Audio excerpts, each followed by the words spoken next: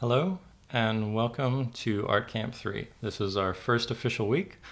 You've maybe already watched the week 0 demo, which was a very long 6-hour demo, and hopefully gave you a good introduction to landscapes and what we're going to be doing this summer. But I'm really excited for this summer. It's going to be amazing. I truly believe it's going to be the best art camp I've ever done. There's going to be a lot of great content. I'm thrilled with teaching all of it. There's so many lessons that I'm excited to teach.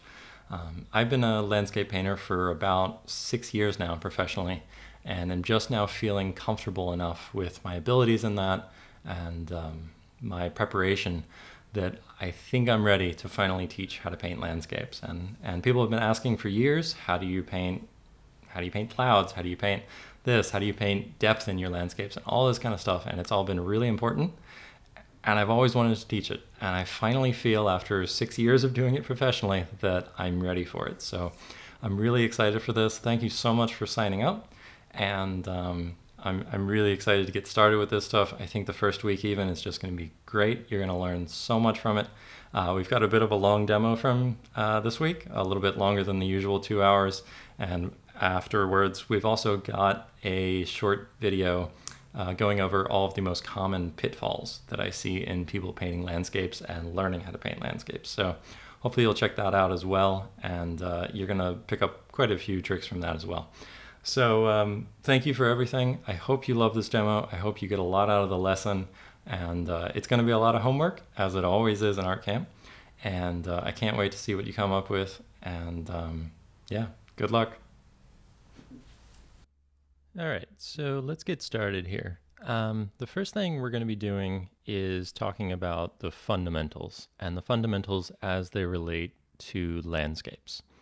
Now, if you've done art camp before, obviously you've heard me ramble on about fundamentals again and again and again and again, because they're so terribly important and are really the overarching theme no matter where you are in your progression as an artist.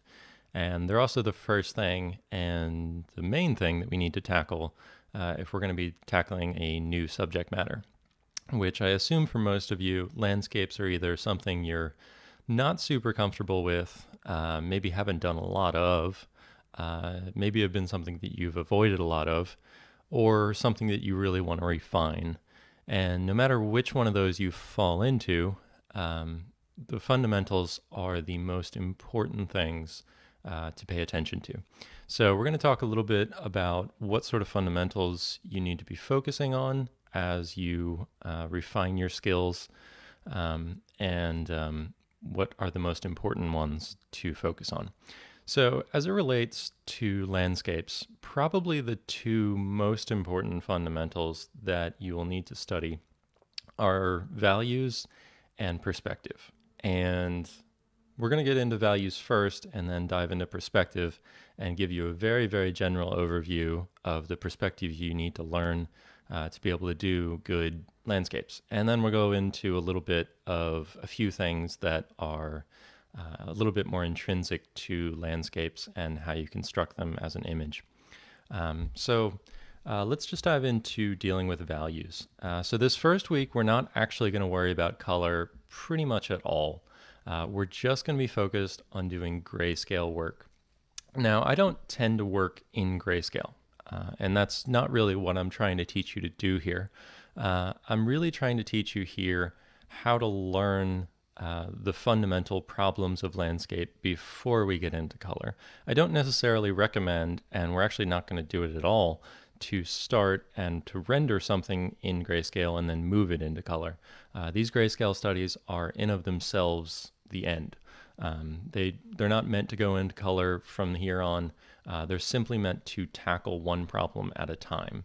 And we'll get into color, we'll get into light, and that's going to be a huge part of this course. But the first and most important aspect of color is value. And if you don't have good values, you do not have good color, guaranteed. If everything else is great, but your values are just not working, you're not going to have a good painting, no matter what. So values are paramount to what we're going to study. And so we're going to start to look at how values affect landscapes. Now, probably the most basic landscape that you can imagine and that pretty much anyone can paint is to paint a sky, and you paint a sky light, and then you've got a ground that's dark, and hey, maybe you've got a little bit of atmospheric perspective even, and boom, you've got a landscape. This is the most basic landscape you can paint. You'll put in some little mountain silhouettes here, and boom, you've got something that looks like a landscape already. And that's probably the simplest landscape you're ever going to be able to paint. But it has all the elements, and it shows off what we're going to be doing as far as values go. And this is the most basic value structure that you're ever going to have. And it's really the building blocks of everything we're going to end up doing. And that is to say that skies are light values. Ground tends to be darker values. And things in the distance tend to go towards a mid-tone value. And that's super important. And I know it's really basic, and I know a lot of you probably understand this. But a lot of people seem to forget it. And it's this fundamental lesson that is so incredibly important and is so often forgotten. Because you see, the thing is, and of course we're going to do an entire section on things people do wrong, but for now, let's just say that as far as values go, the thing that people will screw up on as far as values go is that they're going to get this value structure that is really simple and really clean all wrong. And what they're going to do is they're going to paint the sky too dark, for one thing, sometimes even going darker than the stuff underneath it, which, happens, but very, very rarely. And then they're going to look at the light and they're going to think that, oh man, the ground must be really bright because that's where the light is hitting. And they're going to start putting light values on there. And all of a sudden, they mess up their entire value scheme by having all these weird contrasting values all over the place. And then they're going to realize that they need some contrast in their images because they think that contrast is really important. And so they're going to put lots of contrast. And hey, clouds need to be contrasty too. And before long, and this happens to almost everyone, especially when they're starting out, they end up with a mess. And they end up with a mess like this that has too much contrast, it has values in the wrong place, and they lose all the structure to their paintings. And this is what we want to avoid. Simple, clear value structures are extremely important. And maintaining those value structures, no matter what, is the first thing you need to focus on. You need to make sure that your values are clear, they are simple, and they're easy to read. And if you mess that up, you're going to end up with a big jumble of a painting in no time. And so the general things that we need to keep in mind is this simple value structure. And if you can get your head around this, you're most of the way to constructing good landscape paintings. And if you can maintain this value structure throughout your entire painting, you're actually going to end up with something that's really solid and something that holds together. And so we're going to drill it into you this week. And we're going to do a lot of these things of very, very simple value structures and not going too contrasty as well. A lot of people will, when they're first starting out, think that contrast is the most important thing in the world. And so they'll paint something that's black and they'll, use the full value range for these things. And the problem with that is that no painting you're ever going to do is going to have this sort of value range in this sort of way. It's just not realistic that you're going to use white, mid-tone, and black. And that's why they look, pretty disjointed. There are some stylistic reasons that maybe you'd want to do a thumbnail like this, but for the most part, try to keep to value ranges that are actually reasonable.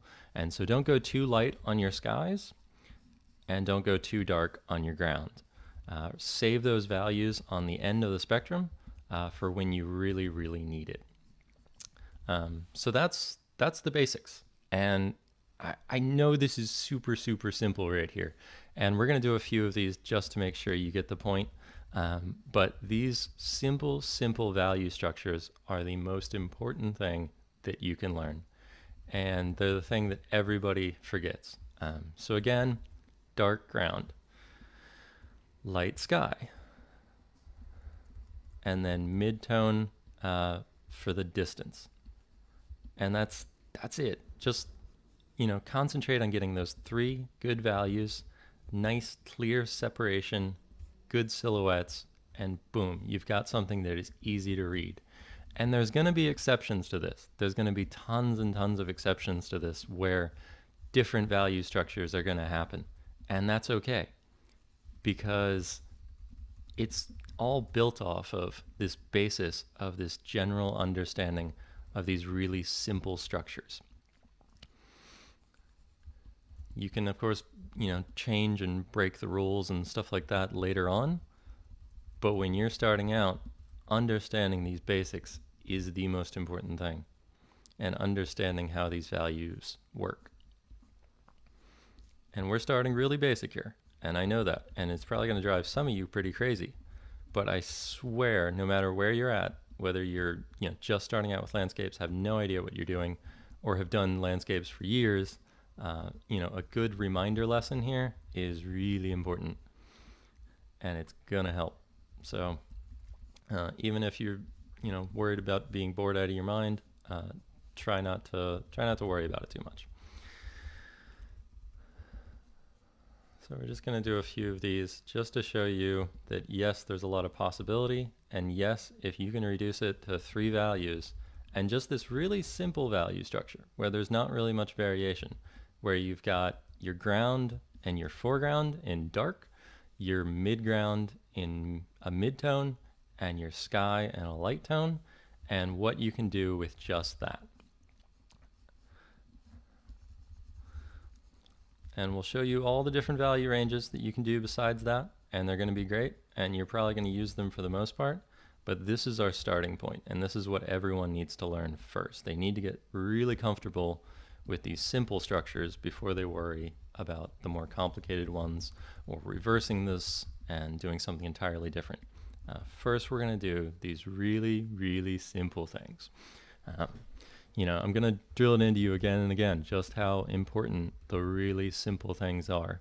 Because, probably a lot of you have seen the I guess, pre-art camp demo that I already put out there. The big 6-hour thing that I uploaded for everyone. And, that took me a long time, and it's a fully rendered painting and all of that. But it's this lesson right here that's the most important thing. It's always remembering this, no matter how far into a painting you are, is always, always, always thinking about these simple value structures. And if you take a really nice, finished, beautiful painting and you simplify it down, odds are the value structure is still going to hold together. And so many people can do these things and then they lose track of them, and they all of a sudden ignore this as they get into rendering and details and all that stuff, and rendering trees and grass, and how do you handle all this different stuff, and oh, now we've got to worry about color. What do we do with that? And they completely forget about this simple value structure. And again, it's the most basic one you can do, but it's so important. And you can do this value structure within different ranges of values too, and we're going to talk a little bit about that. You can have different sort of palettes of value, if you want to think about it like that, where you're using different ranges of the value spectrum.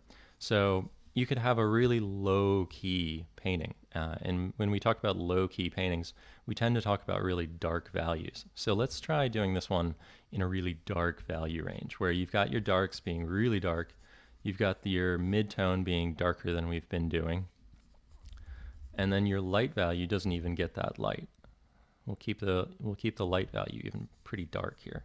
And so it's going to end up being this really moody, dark kind of scene. And you're going to, maybe do some landscapes like that. Maybe it's more of a overcast scene or something like that, where it's really, quiet and subdued, and you're going to get this different feel to it. But again, you're thinking about that simple value range where you've got dark foreground, a mid-tone in the midground, and then that sky is light. So even though it's an entirely different value range, it all still holds together. And same can be said for doing high key paintings. Maybe we're doing something that's really, really bright, And so let's try to figure that one out. So let's go really bright with all this stuff. And so that'll be our light value there. Again, not going entirely white. And then you've got a really light midtone. And then our dark is even not going to be that dark. It's going to be pretty light. And all of a sudden we're going to get this really high key, bright, kind of sunny feel to our painting. Even though we're just working with really abstract shapes, just blobs of value here, really. We're still getting this feeling of depth. We're getting a feeling of sort of almost the quality of the light. We can tell this is a very bright scene. It's going to be very well lit, simply because of the value ranges we're using. So these only take a little while, and we're going to do a lot of these, and it's probably going to drive you crazy, and that's okay. That's part of the exercise, is to drive you crazy, but it's to drill it into your head just how important all of this stuff is. And it's super, super important. We're going to do some of these out of our head, like we're doing here, and we're also going to do this using some reference this week, and so that you can get an idea of how to simplify things. But for now, we're just going to go over these really, really simple value structures. And I know you're probably gonna get sick of me hearing me talk about simple value structures, but that's pretty much what we're doing for the next 12 weeks. Is we're focusing on this stuff because it's these fundamental lessons, as easy to understand as they are, that are gonna dictate everything we do for the rest of the course. I promise you that. As easy as this stuff might be to grasp, it's really, really important, and it's going to keep coming back and back and back, and we're just going to keep coming back to this, because this is the most important thing. And you can do these traditionally, you can do them digitally, it really doesn't matter, as long as you can maintain very flat, very simple, very easy to read values, and maintain your edges. That's why digital is a little bit easier to do for this stuff, but it's not necessary that you work digitally, of course. Pretty much the entire course is going to be able to be done in whatever medium you want, but for the sake of ease, I'm showing it digitally, just because it's easier for me. So let's talk a little bit about kind of where this would go as you progress the image, because I think it's important, because you might see something like this and realize, like, yeah, sure, that holds together, that has depth, that can read, but how would you render it? And the first thing everyone's going to do when they render is be like, oh yeah, I can have like some super crazy contrast here and have the light hitting, and it's going to be awesome. And they destroy their values immediately. And don't do that. As we progress this stuff in future weeks, always keep in mind these values. And so rather than destroy your value range, see what you can do to maintain your value range. And that's what it's going to be all about. So rather than destroying this silhouette that we've got with values that don't really belong there, what if we kept our values more or less really, really close to what we already had for these silhouettes? What if instead of going crazy and destroying our form with just high intensity values that don't really belong there, we keep our values really tight within these different ranges that we've already set up? Just like this, where you're starting to get some detail in there, you're starting to get some form in there, but you're maintaining this value structure you've set up. And that's what it's all about. So rather than going crazy back here with this crazy light and messing it up and getting it confused with the sky, what if you kept your value range really tight and kept it in a range that would definitely be darker than that sky, but would still give you a little bit of room to work with to get in some details in there? So just like this, just to show you a little bit about how we might go about this. Let's give a little bit more room for this guy here.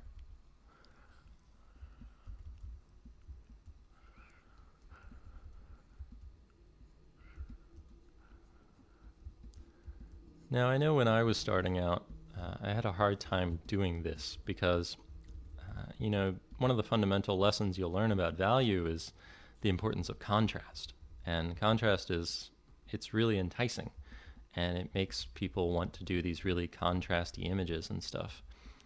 But the problem with that is that if you're not careful with contrast, contrast can destroy your values. And it's important to realize when you should have contrast and when you shouldn't have contrast. And there are times, of course, when you're trying to maintain this value structure that you actually need to tone down your contrast rather than do the thing you might want to do and might feel like doing. You need to maintain this value structure. So I'm just going to keep harping these same lessons into you, and we're going to keep doing it for, as I said, 12 weeks. But I swear this stuff is crazy, crazy important. And this is the building block right here. These simple, simple, simple value structures, and understanding foreground, midground, background. And the simplest is going to be there's a ground plane, there's a midground plane, and then there's the background that's your sky. And if you just make that dark tone, mid-tone, and a light tone, boom, you're done. And of course there's other value ranges. Of course there's exceptions to this. Of course there's different structures. There's cases where the foreground's light and the background is dark, and that's okay too. And there's all these different exceptions, but this is the basic one. This is the one you need to learn first.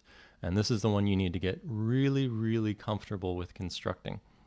And if you can get really comfortable with constructing this one, the other ones become much more manageable because you learn the very basic lesson of getting good silhouettes, good shapes, and good depth in your images very, very easily. And so that's why I want you to learn this one first, and we'll move on to other ones as we progress. Now, the other thing that is really, really important in landscapes, aside from value, is perspective. And there's two different kinds of perspective we're going to talk about today. And the first kind is what you might think of as linear perspective, the very, very basic understanding of landscape perspective. When you think about, think about a box and think about how people draw boxes in perspective and having all the different lines receding to a horizon line and all that different sort of stuff. That's the first kind of perspective we're going to talk about. And the second kind is going to be atmospheric perspective and how that relates to getting depth in your images. And we're going to talk about layering and all different sort of stuff to get depth. So that's really the general theme we're going to talk about for these other fundamentals is all about getting depth in your work.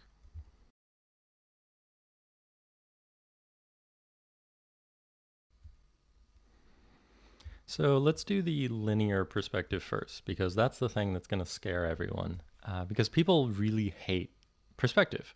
They think it's really technical and it's really methodical, and they think about all those horrific lessons that they maybe had in art school where they've got to draw boxes all day long forever and ever, and it's really horrifying. And people get into landscapes and they think, oh wow, it's just, fields and grass and rocks and stuff like that. I don't have to worry about perspective. I'm not, drawing a building. I'm not doing all this, sci-fi architecture and stuff. I don't have to worry about perspective anymore, right? And that just drives me crazy, because perspective is hugely important in landscapes and is an absolute must-know for anyone wanting to get into landscapes. But it's really not that hard, and it's not that complicated, and you can totally do it, and we're going to get the basics of it in no time at all. So that's what we're going to cover really quickly here. So the first thing every landscape needs, or any piece with any perspective, but for any landscape, the first thing you need to define is where the horizon is. Where is that line? And let me get some values here so you can actually see what I'm doing. So where is your horizon? Is it really high in the image? Is it really low in the image? Is it somewhere in the middle? It could be off the page. It could be up here. It could be down here. It could be anywhere you want it to be. And that's okay. Because the horizon line is simply your eye line. Why people call it the horizon line, I'm not entirely sure. even when we're dealing with landscapes, it really doesn't make that much sense. The only time that it really makes sense is when you've actually got a horizon in your image, and that is where the horizon line is. For any figurative work, it makes no sense whatsoever, because most of the time you're not even seeing a horizon. And even in a lot of landscapes, you don't quote unquote see a horizon. You're simply seeing where your eye is. So if you were a little person standing and looking at this scene, are you looking at it with this where your head is? Is that where your eye is? Or is it maybe down here? Or again, off the page somewhere? That's the first thing. And that is all a horizon line is, and that's all that it needs to be defined. By and large, just make it a straight line. Yes, it is fully possible to have a tilted scene where you have a tilted horizon line. We're not really going to deal with that right now because it's not super important. There's a lot of things that, technically apply in perspective, but for the basic fundamental lesson we need to know for doing these landscapes, it doesn't come in handy that often. So the thing we're going to do is we're going to construct a very, very simple perspective grid. And it's going to be super easy, and it's going to make you less terrified of doing landscapes. So again, first thing we're going to do, make our horizon line. It's just a line. It's really easy. You can do it. It's just a straight line. Next thing we're going to do is define a vanishing point. It's really just a dot somewhere on this line. Don't put it up here. It doesn't go up there. Don't put it down here. It doesn't go down there. Put it right here. Put it anywhere on this line that you want to put it. So we're going to go ahead and do that. And we're going to make a little dot. And then, hold on, if I can get all my layers in the right place. We're going to make a line going out from there. Now it becomes a lot easier to understand if you think about just radiating lines. And if I can get all my tools to do what I want them to do. And we're going to go ahead and rotate this slightly. And if you use Control-Alt-Shift-T, we're going to rotate it and spin it around. And it gets all crazy distorted because I'm using a weird brush. But it doesn't really matter. This doesn't need to be super pretty, and I'm going to show you an easier way to do this soon. But this is just how you construct it. So you're going to have radiating lines coming out from that point. And let's see here. I'm going to make this a little bit tinier. And then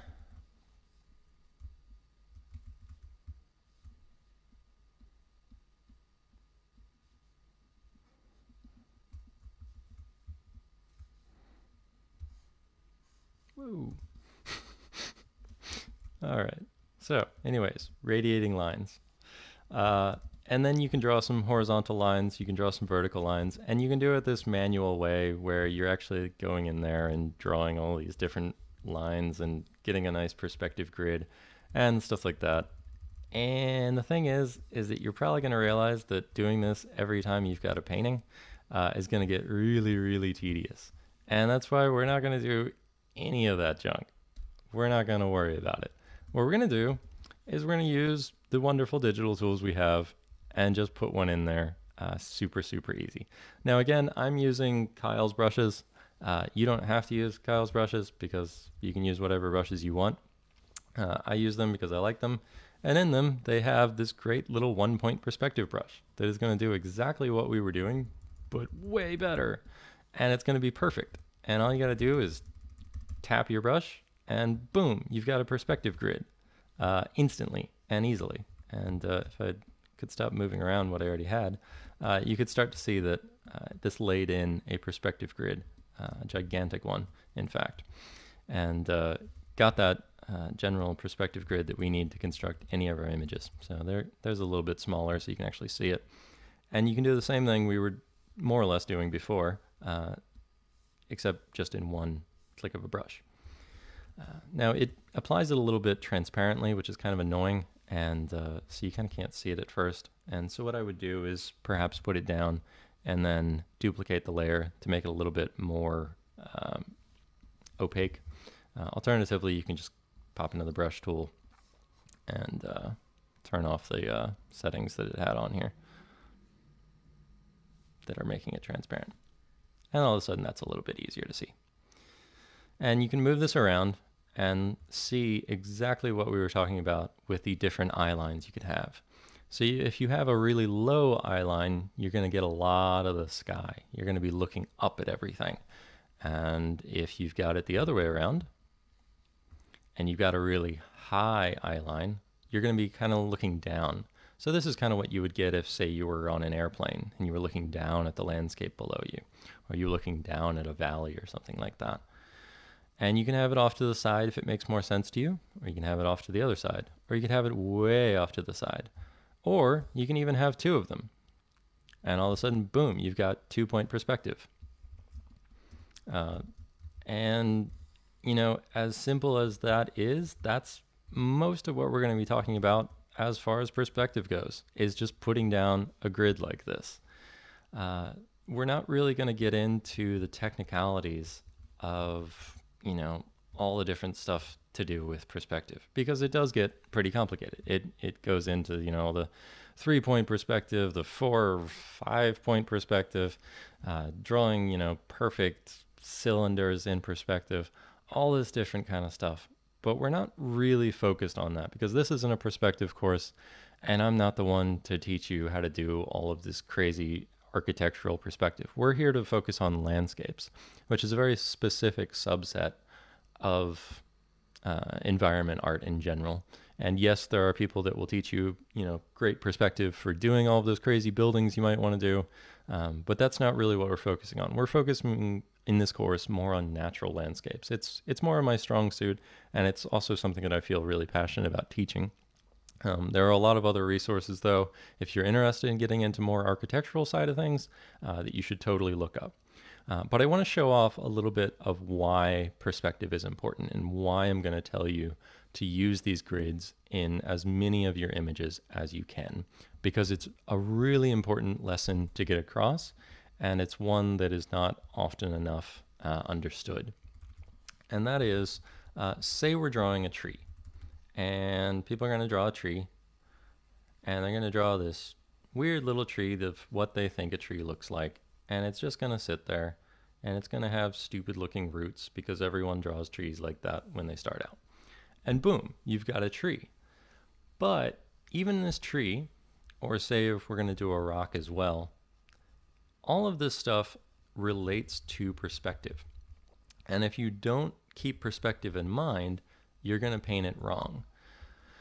So if you were just painting this tree, for instance, you might, you know, think about the bark, and you might think, oh yeah, trees are rounded like that, right? And all of a sudden you start doing this stuff, and you start thinking about, hey, you're probably looking up at this tree, right? So you're going to see the underside with all those leaves under it. Yeah, it's going to look something like that. And then you look back, and there's something wrong about that tree. It really looks like it's leaning, because it is leaning. It's leaning the wrong way. When you were supposed to be looking at this thing down, all of a sudden you're looking up at this tree, and that's why it looks weird. And if all of a sudden you started painting this rock, and you were thinking, oh yeah, the rock is probably there, and there's probably a little bit of the top of the rock right here. With rocks, you can kind of get away with a lot, but you are going to mess them up, I promise, if you don't keep perspective in mind. And it is hard to paint badly with perspective if it's not a habit. But anyway, the tree is a much easier example, because the tree, if you keep the eye line in mind, you got to think, my eye is up here. That means I'm nearly at the top of the tree. I'm, 20 feet in the air. I'm not going to be seeing the underside of this tree. In fact, quite the opposite. I'm going to see this tree from above. I'm going to see the top of the tree up here, because everything below this line, I'm looking down at. I'm looking at the top of all this. So yeah, this stuff I'll be seeing a little bit from below, but all this stuff I'm looking down at. And these roots and this trunk here, all of a sudden these lines are curving this way. And again, this is a really basic lesson, but it's something everyone messes up. Everyone forgets about this. They all forget, oh, hey, perspective relates to everything. And that's why these grids are so important. And that's why for pretty much everything we're going to do, if you're working digitally, I want you to put a grid down. I want you to figure out where your horizon line is and put a grid down. No matter what you're doing, no matter whether you think you need it or not, put a grid down. And you can make it as transparent as you'd like. You can make this really faded out and really back there. And that's good. That's a great thing to have just while you're working. But keep it back there so that you don't do this, so that you don't put things in the wrong perspective, and instead you keep perspective in mind. You keep it in mind at all times, no matter what you're painting. It's always important, even if you don't necessarily follow it exactly, which is what a lot of people think a perspective grid is for. They think it's for drawing a box where you follow these lines and all of a sudden you've got a box. But that's not really what we're talking about here. We're talking about natural forms and how they relate to things. But the thing is that it's all the same lesson. No matter what it is, it's always the same idea. Perspective applies to everything, and it applies to even trees. And if you put this tree in a box, that's going to help a lot of people to understand exactly what we're talking about here. Of course, we've only got 1 point perspective here, so it's going to be a little bit of an oblong thing. But this tree is contained in a box. And if you think about these roots, they're in a box too. And they're affected by perspective the exact same way that a box is. So you're going to see certain sides of it. You're going to be looking down at it. Things are going to recede back there. And just subconsciously, by having these grids on your pieces whenever you're working on them, I swear it will make them better, and it will make you understand things better. So always put a grid down so that you don't do the wrong thing and put the trees or rocks or ground or anything you're doing in incorrect perspective based on your horizon line. This tree that we've got right here would totally work if it was all the way up here, but it isn't. It would also totally work if the horizon line was moved all the way down here. All of a sudden it makes sense. But the thing is that all of this stuff has to line up, and perspective is crazy important, and so many people will slack off on it. And we're going to see a lot of that when we get into using photos in our work and how to implement that stuff, because perspective is the first thing that everyone is going to screw up. They're going to get things wrong. They're going to use stuff that's in the wrong perspective, and it's going to look inconsistent and jarring. And if you can make sure that you don't make that simple mistake, you are so far the way there. I promise. It's again, really simple lesson, but really important. So no matter what, put a grid down. No matter what you're doing, what you're painting, what kind of landscape it is, figure out exactly where your horizon line is and put one of these grids down. There's plenty of free options you can download online that are going to do the exact same thing that you've got here. But find one that works for you and use it. So let's go ahead and show another example, because it's another one that people are going to mess up on a whole lot. And that is skies. So when people are doing their little landscapes, they're going to be painting the ground, and they're going to know their good value structure. So they're going to paint this nice, darker ground, and they're going to have a lighter sky, and maybe they'll even know to put a dark foreground in there. They're gonna have their basic value structure down, and they're gonna feel really good about themselves because I got these basics down. And then they paint their clouds, and they paint their sky, and they paint these fluffy little clouds or whatever. The thing is that they kind of forget that the sky is equally affected by perspective. And so these perspective grids can help a whole lot for your skies, because people think of skies as these really far distant things that are somehow immune to perspective. I don't know particularly how, and they end up with these really flat, really weird kind of skies that don't make much of any sense. But if you keep these perspective grids in mind, even and especially when you're doing skies, all of a sudden your clouds and whatnot are going to recede correctly, because you're going to have this idea of how things are receding back towards that horizon, because you're going to see your grid going back that way and realize that these clouds are affected the exact same way. It's really, really important. And if you're doing, these fluffy clouds, and of course we're going to do a whole lot of painting on clouds, and we're going to pretty much talk about it for a really long time in one of the upcoming weeks. But for now, just keep in mind that yes, skies are affected by perspective. And we're going to get into all the forms and specifics of how to paint it all. But if you can just keep in mind when you're doing your skies, if you happen to paint some skies, that yes, everything recedes in perspective.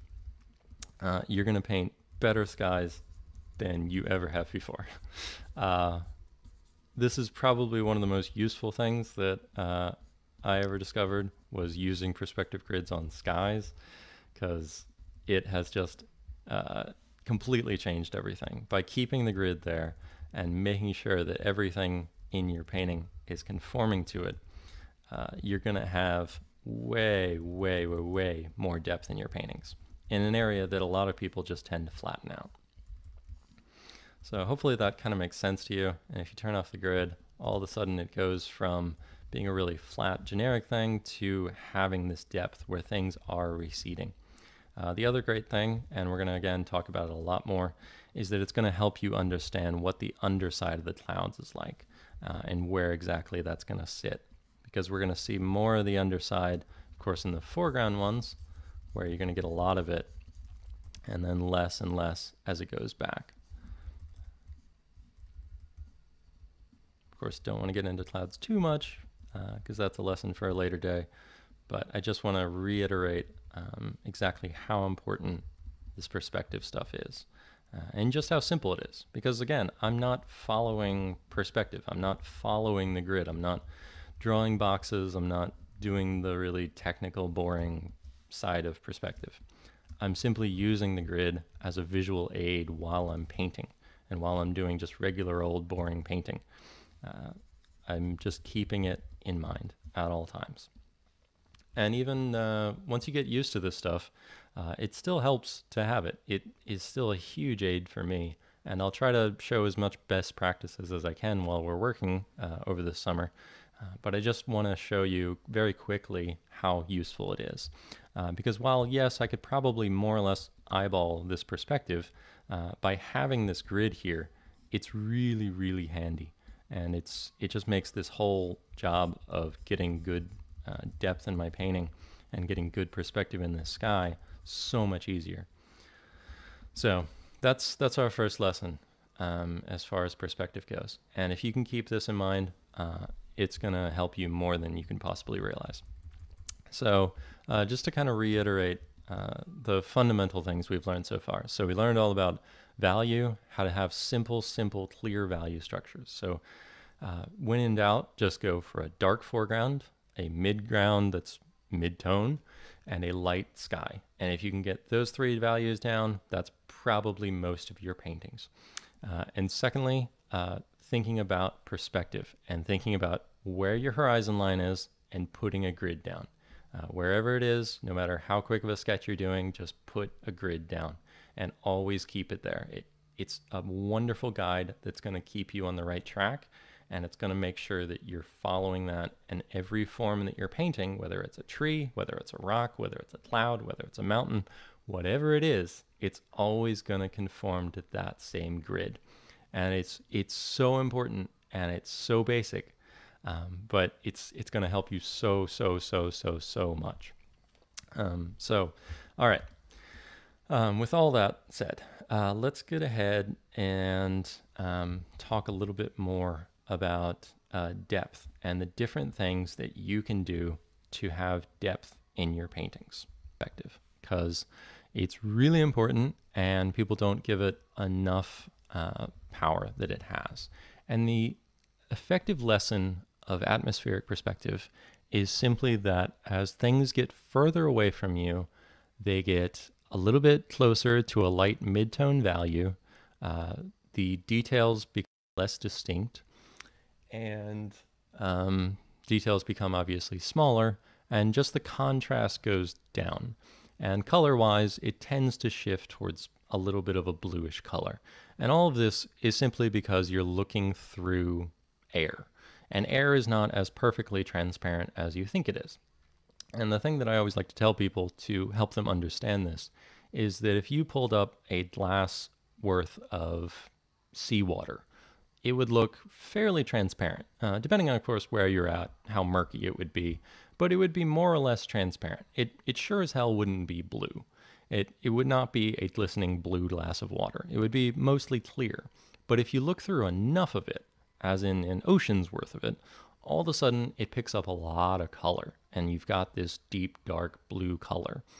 And that's the exact same thing that you're dealing with when you're dealing with atmospheric perspective. You're simply looking through a lot of air. And the more air you look through, the more distinct that air is going to be. And so that's why in certain, smoggy areas and stuff like that, you've got way more influence of atmospheric perspective. So let's go into depth and what we're going to deal with depth. So say you've got two objects. You've got a rock here, and you've got a rock here. And you've got a horizon, just to go ahead and make this simple on ourselves. So these look about the same size. And there's several reasons why they look the same size. For one thing, they physically are. They're about the same size. They're sitting on the horizon line at about the same point, and they're about the same size. They're the same value, everything like that. Now, there's a few ways that we can make depth in an image. We can have things be smaller. So if you simply make something smaller, all of a sudden it feels a little bit further away. But that's not always the case. You've got things in the foreground that are maybe visually smaller than things in the background, but you want to make them feel larger. So how do you go about doing that? So there's a few things you can do. For one thing, let's see what atmosphere does. So say you want to push one of these back a fair bit. We're going to go ahead and lighten it so that it's going a bit more towards a mid-tone. And we'll get rid of this one for now. And say you had this all of a sudden, where you've got this one in the background being a certain value, and then this one in the foreground all of a sudden looking like a different size. This one feels like it's way back there, and now it feels way larger because in perspective, based on what we know about life and how we observe things, that this feels so much further back, and since it's the same scale, it must be huge back there. And you could even go another layer and say this one's even lighter and even further back there, but roughly the same size. This one's going to seem like gigantic back there, because it's got to be if it's that far away. Now, for actual painting, you don't really want this, because you don't really want repetitive shapes that are the same visual size. But just for the sake of a lesson here, I want to show how you can make three things that are visually the exact same size appear very different. And all of a sudden, this thing back here is really, really big. Now, say you wanted to make them all seem to be the same size. What you're going to do is you're going to use your lessons of linear perspective that we just talked about, of having a grid and how things recede into space. So I'm going to go ahead and grab this perspective grid that we've been using and put it onto our piece here. And we're going to move it right over there and use this perspective grid as our basis for how we're going to do this thing. So we know that in linear perspective, things will more or less recede along these lines. So we're just going to go ahead and use this line here to show off how this thing recedes. So if we have these all perfectly lined up, we know it's going to recede along that point. And then if you make it about proportional, say it goes about like that. And then this foreground one, it's going to go all the way up here, even off the canvas. So this whole foreground one is going to seem huge.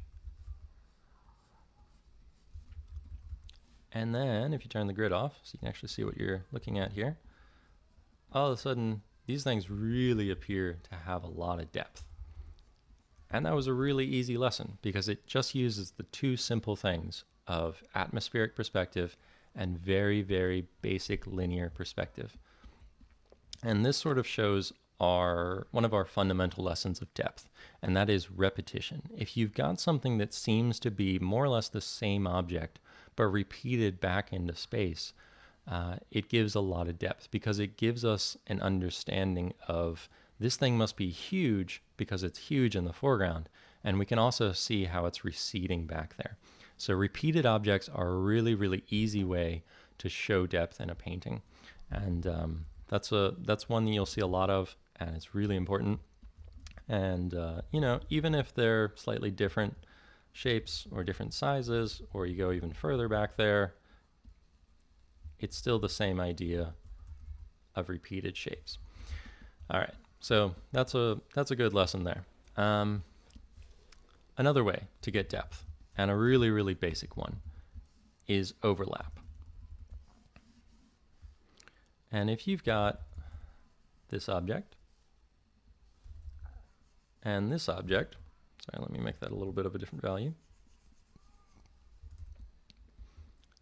We might assume from atmospheric perspective that one of these is further back than the other one. But we might as well just assume that one is a lighter value than the other one. For all we know, this thing could be in the foreground, and this thing could be in the background, and just be a darker value object. We don't necessarily know that it's one way or the other. So one of the easy ways that we can imply depth without worrying about that sort of stuff is to use overlap. And that is one object overlapping another object. And it's probably the most basic way to show depth. And it's one we're going to use a lot. And that is that if something is overlapping something else, you can clearly tell it's in front of something else. And if you go ahead and do that again and have something else overlapping that, that's going to be even further back. And once again, have something even further back than that, overlapping it. Boom, you've got depth. And you could even go in the foreground here. Say you've got something up here. You've got something overlapping something else.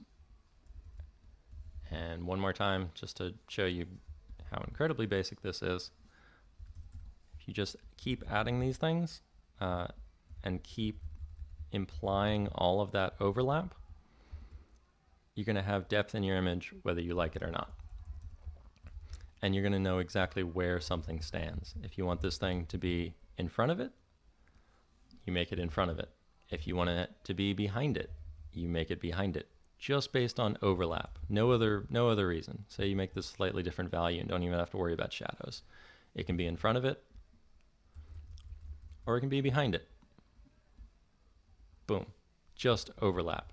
Overlapping shapes. Really easy, really important. Now, how does this imply depth in landscapes and not weird round blob things? That's a good question.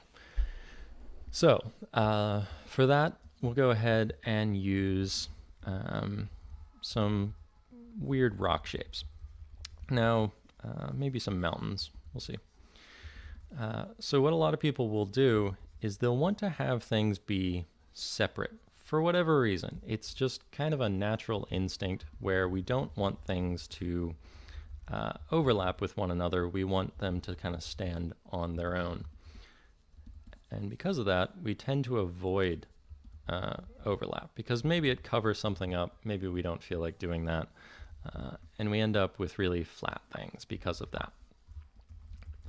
Again, thinking about very simple value structures here. Go ahead and put in a light sky just to show you.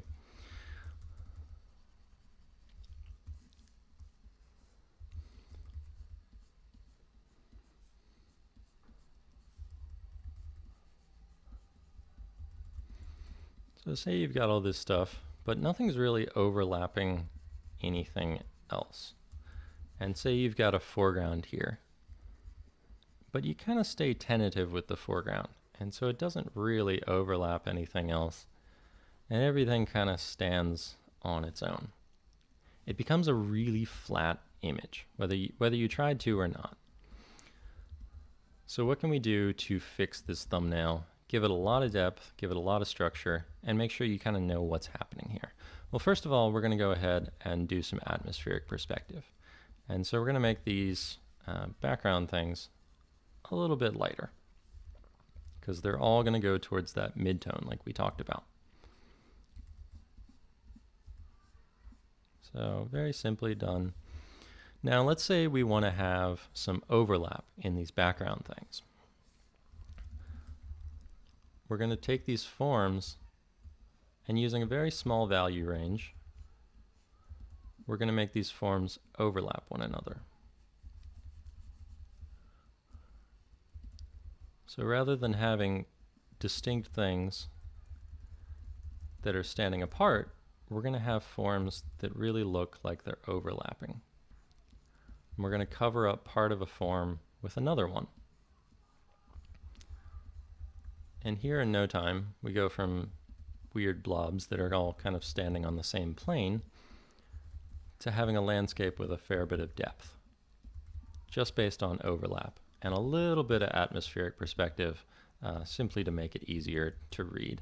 But you don't even have to necessarily follow that atmospheric perspective. Maybe this mountain here, or this hill or rock or whatever this thing is darker, which doesn't necessarily, go with our usual understanding of what is happening with atmospheric perspective. But hey, maybe we want a shadow there or something like that. There's going to be a lot of options in painting landscapes. And maybe that's what we're going to want for that. But even still, just the depth is giving us a lot. And if you start to imply some of the linear perspective stuff, where the stuff in the foreground is getting bigger and bigger, and it's taking up more of the space and overlapping more, maybe you're going to get something like that. And there we've gone ahead and fixed that up, and we've got some nice depth in there. So maybe you want to do that with the foreground. Maybe you want the foreground to come way forward.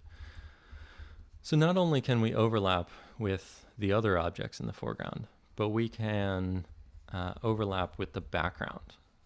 Maybe we can overlap a lot. Maybe we can have these objects even overlapping all the way there, not to mention one another.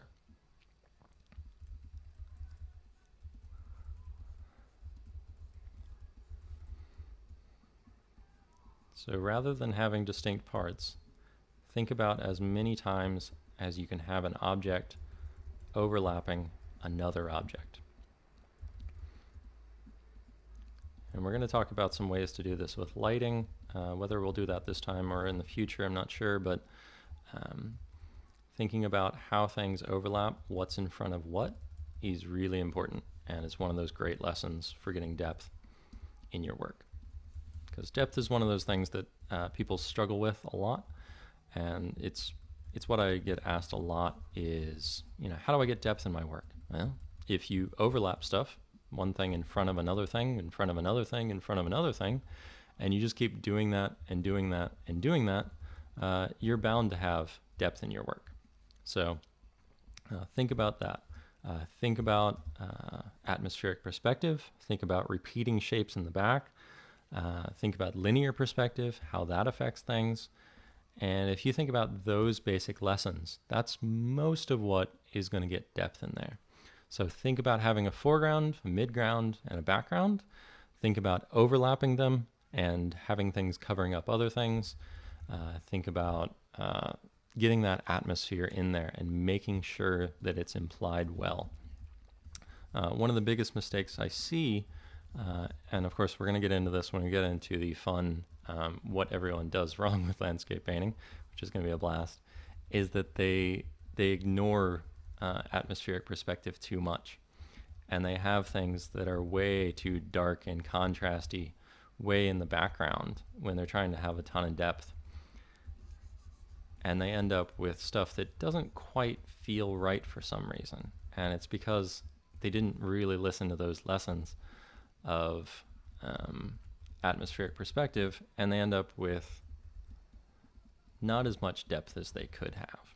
So say you have a piece like this, you got kind of this valley floor or something like that with these mountains, and rather than having them recede correctly as they should,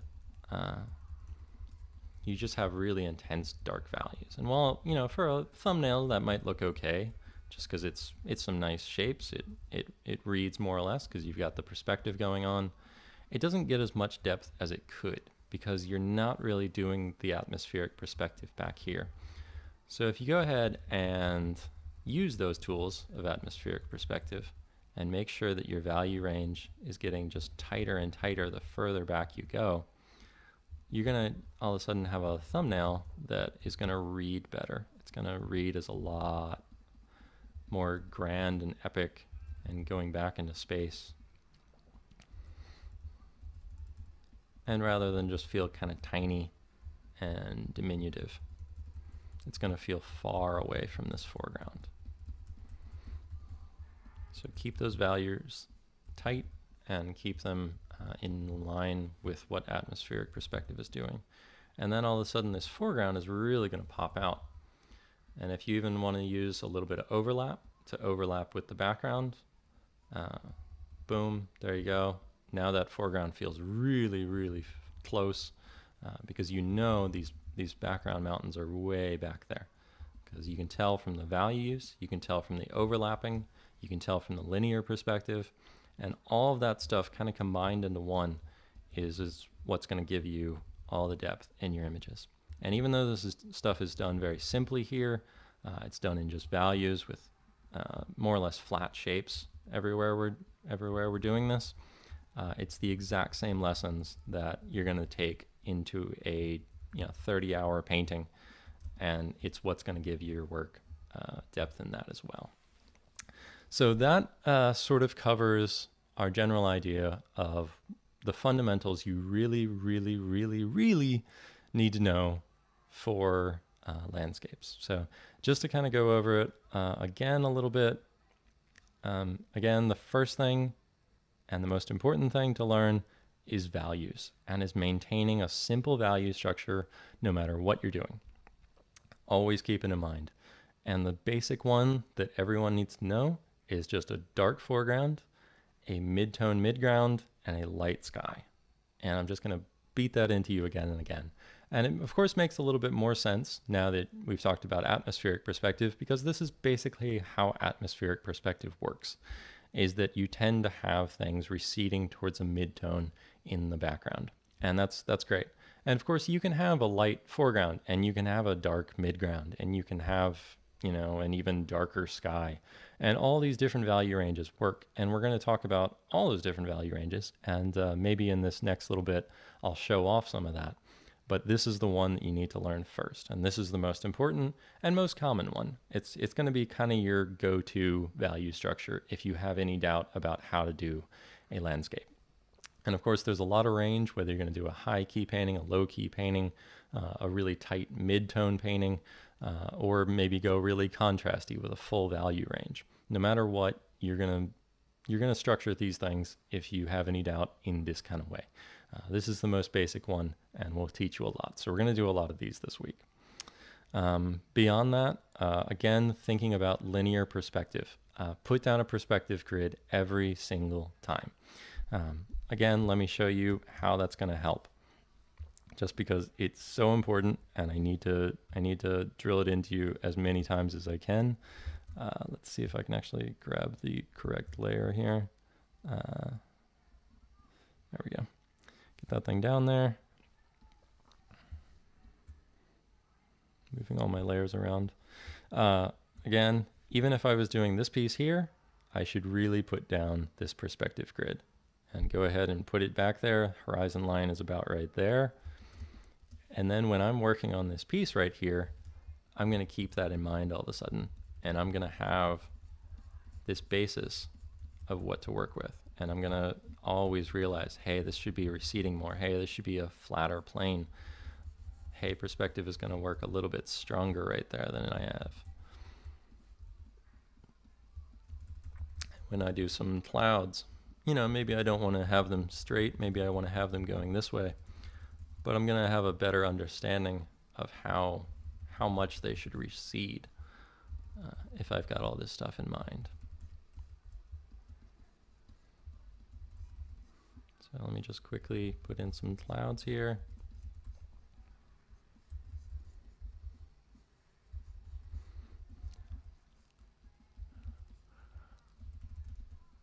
And now I'm thinking about, yeah, this should be really far away. You should be able to see really far into the distance right here. Again, overlapping layers. I really want this mountain to be in front of the mountain behind it. And so I'm going to make sure that that is overlapping correctly and that is clear overlap. And then, boom, you can see exactly how much that perspective grid helped to help refine this thing, to help it feel tighter and more like it should. So always put this grid down there. And then when I'm doing the foreground even, all of a sudden I realize like, hey, I'm really looking down at all this stuff. And so this stuff is really below me. So I should be seeing a lot of the top of these planes here. However, we're going to do these rocks. There's going to be a lot of looking down at this foreground. It's not looking straight at it. It's really looking down, and this is almost straight on. So a lot more of the top of the planes rather than the bottom of the ones. So without doing a whole lot of work, everything's just going to feel more cohesive and solid. And I'll try to do what I can as we're doing sketches in the future and as I'm demoing as much as I can to keep perspective grids on my work, just so you can see how much they're helping. And I'll turn them on and off and show how much they help. But that's a really important thing to keep in mind and a really important fundamental. So just having the perspective grid in there and having a general understanding of how perspective works is crazy, crazy important. So if you do, go ahead and read a book or two on perspective. All the technical stuff about how to draw a pyramid in perspective or how to do XYZ in perspective is great, and you should totally understand all of that.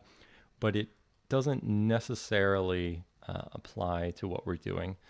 Really, a lot of what you're going to do is putting down a grid and then making sure stuff conforms to that grid and making sure things are receding correctly just based on having that grid there.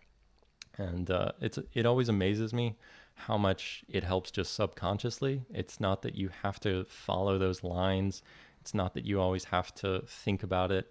It's just that subconsciously, by having that grid, you see the space, you see the perspective, you see how things are receding. And by doing that, when you're putting things down there in your painting, when you're drawing, when you're painting it, when you're putting in shapes, you're going to try to make sure that it's fitting into that perspective and make sure it's fitting into that. So perspective, thinking about atmospheric perspective, always, always, always remember atmospheric perspective. Remember that things recede and how they're receding. They tend to get a little bit more of a mid-tone value. So darker shapes will get a little bit lighter. Lighter shapes will get a little bit darker. There are some exceptions to this, primarily when it comes to white objects, oddly enough, that they don't tend to get very dark. But that's, again, a little bit more of the technicalities that we'll get into. But when in doubt, if you're receding things towards a light mid-tone, you're probably going to look okay. And if you have less details in the background, things are a little bit softer, it's going to feel a lot more epic, a lot more grand, and it's going to get that depth that I know you want to have in your painting. So always keep in mind atmospheric perspective, and then always keep in mind overlap and how important that is, and how important it is to overlap your foreground in front of your midground, in front of your background. Whatever that looks like, make sure that you're doing that and make sure that it's overlapping fully. You can see that in all of the paintings that I've done here, where you've got a foreground that's overlapping a midground that's overlapping a background. And just keep that in mind at all times. And it's those lessons that, as simple as they are the things that are going to help you more than anything. And we're going to do some really basic exercises this week, and that's what it's all about. And they're really the lessons, though, that are going to help you almost more than anything else. Because doing these again and again and again and again and again are going to drill these basics into you so much that when you get into the more fun stuff, quote unquote, of, coming up with beautiful lighting and dealing with color and, coming up with all these different forms that we're going to talk about. We're going to get into the nitty gritty of how to paint trees and how to paint clouds and all this great stuff. You always, always, always have to keep this stuff in mind, because no matter how much you get into that other stuff, it's this stuff that's going to hold your work together. And so hopefully you've come to appreciate that stuff a little bit, and hopefully it makes sense. And now I think we'll dive in, and I'll show you a little bit more about what I want you to do this week. All right, so I've pulled up some reference here and made a new sheet for ourselves. And now we're going to get into what we're actually going to do this week. And what we're going to do this week is kind of what I've already done here, of doing these very simple breakdowns of landscapes. And we're going to do some that are made up and some that are from reference. And I'm going to go ahead and plug my own stuff because it's really easy to do. In this case, I've shot a lot of reference all over the world, and a lot of it is landscape reference because I love landscapes, and I tend to go to really naturally beautiful places. I'm always drawn to nature and hiking and that kind of stuff. And of course, I talked about that a fair bit in the sort of pre-art camp demo. But I've shot a lot of this stuff, and I realized that I was using this reference for myself for a very long time. And it's obviously a really nice thing to have, and I love using it. But I thought it would be great if other people could use it. And so I put it out there, and it's all free to download, and it's a ton of reference. It's like 20 gigs at this point.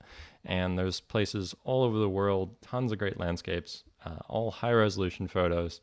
And I try to get them as value and color corrected to look as natural as possible, rather than as, photographically interesting as possible. And so they're all free for you to use no matter what. There's links on ArtCamp to go ahead and download them, or you can go to gum.co/reference and download them for free there.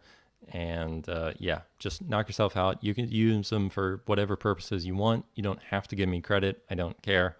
As long as you're getting use out of them, that's fantastic for me. So I'm just going to go ahead and use my own reference here because it's going to make it a little bit easier for me rather than trying to dig up reference from the internet. It's just easier for me to open my own folders and pull up some reference like this. So I've pulled up a few images here, and we're going to show a little bit about what we're going to do with this reference this week. And what we're going to do is really simple, and it's basically what we were already doing. And it's just making these simple value sketch thumbnail landscapes, except using reference because it gives us a good basis. So we're going to use the same value structures we've understood, and that is a light tone, a mid-tone, and a dark tone. And so for something like this, you can already see that you've got, a value that's somewhere around here-ish for a light tone.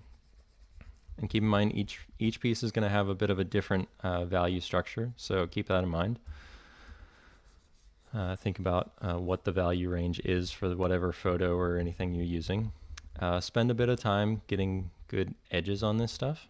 Don't use little tiny brushes and draw in every little ridge and bump and stuff like that, but get the general silhouette to be correct and get your values in there. So get this nice light sky in there, get this mid-tone foreground,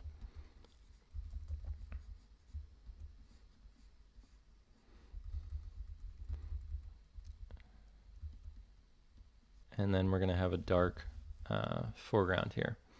And of course, it requires a bit of interpretation what exactly is your dark foreground. So on this photo, you can see that this mountain here is actually darker than the area in front of it, and then you've even got like some really light areas here down in the foreground of this photo. So it doesn't always necessarily go along with the value structure we've talked about. But I want to show how you can simplify and reduce things to more or less stick to that value range that we've talked about and those simple value structures. So you can easily tell that this ridge here on the left of the photo is way in the foreground of what's behind it. And so we're going to go ahead and make that our dark value.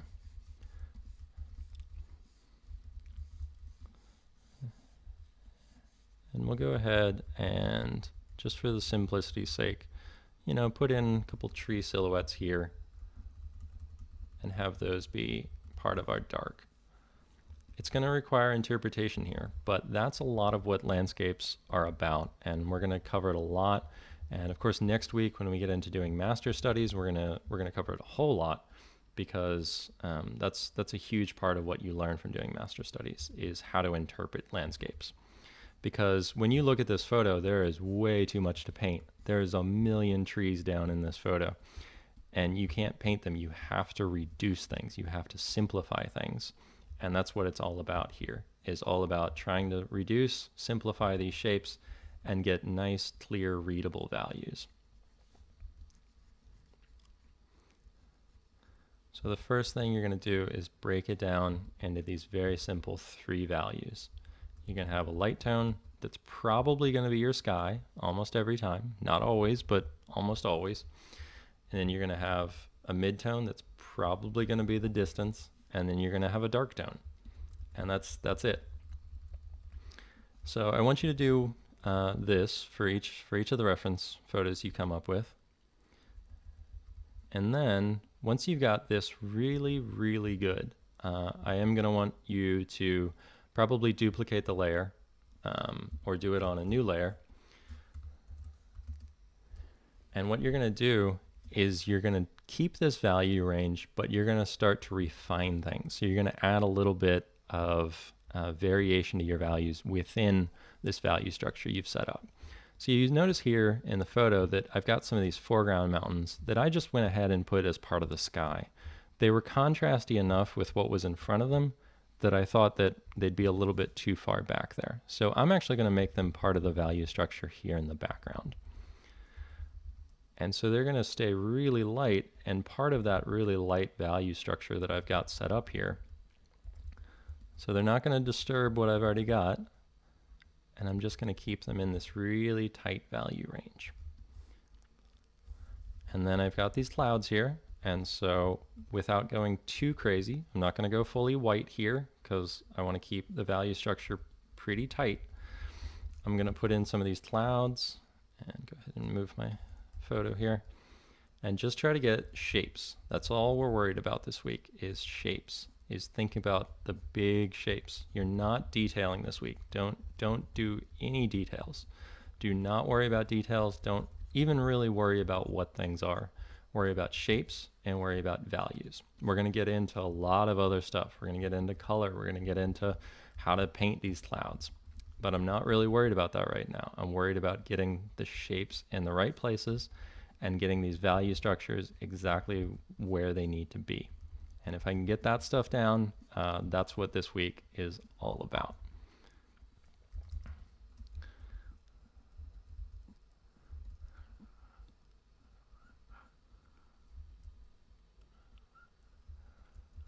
So just get these values in here.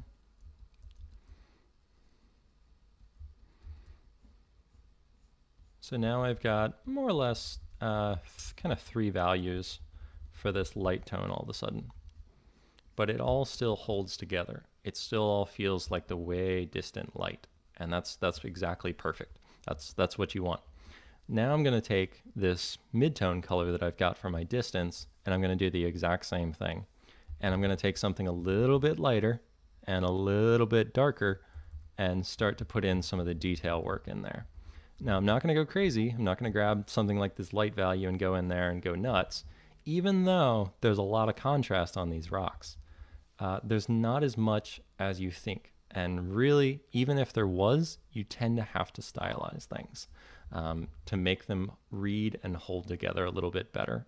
The rules of painting are a little bit different than the rules of photography, and you have to follow a few more constraints.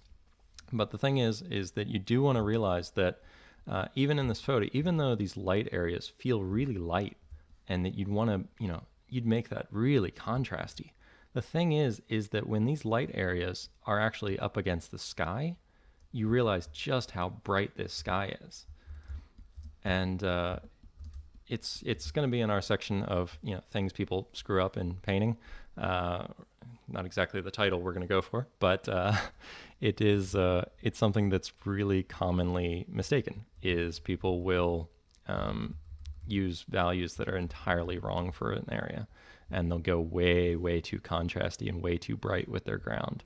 So instead, we're going to keep really tight value range and go really dark, so that even when it's up against this sky, it's still clearly darker than it. So we're going to get in there and not painting details. We're still not painting details. We're painting shapes. We're all just painting shapes of values. That's all we're going to do. Let's just paint some shapes and simplify things to big overarching shapes.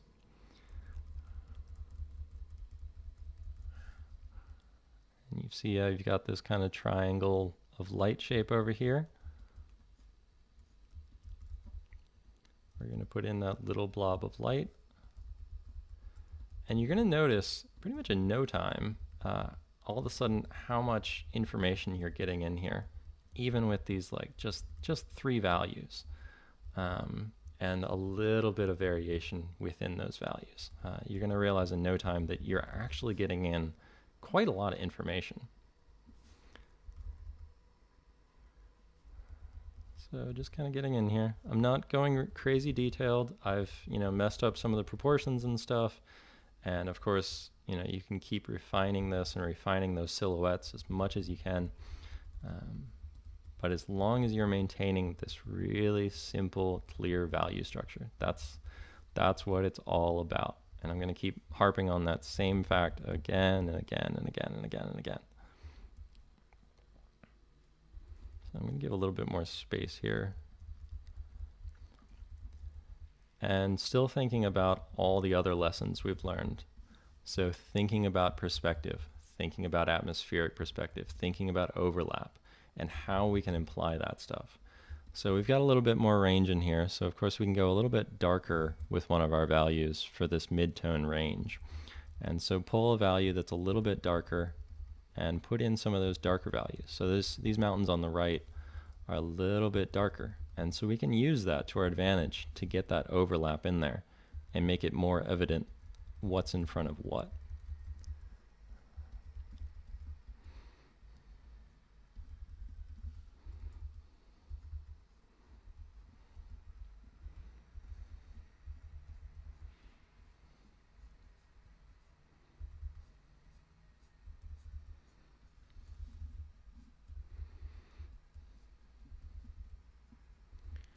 All right.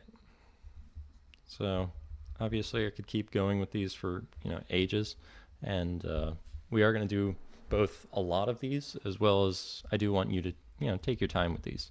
You don't have to rush through things. This isn't about speed painting. This is about really carefully considering what you're doing and making sure it looks right. So you can already see how much information we've gotten in here, even though this is a really simple thing. There's no details in this whatsoever, but it's amazing how even at a super tiny size, this feels like a landscape, because we've maintained that basic value structure we started with. We didn't go off track. We didn't add values that felt out of range. We didn't make these light values crazy light. We didn't go crazy dark with these values in the background. We kept things within the ranges we've set up. And so we're going to do the exact same thing for these foreground shapes. And zoom out here a little bit.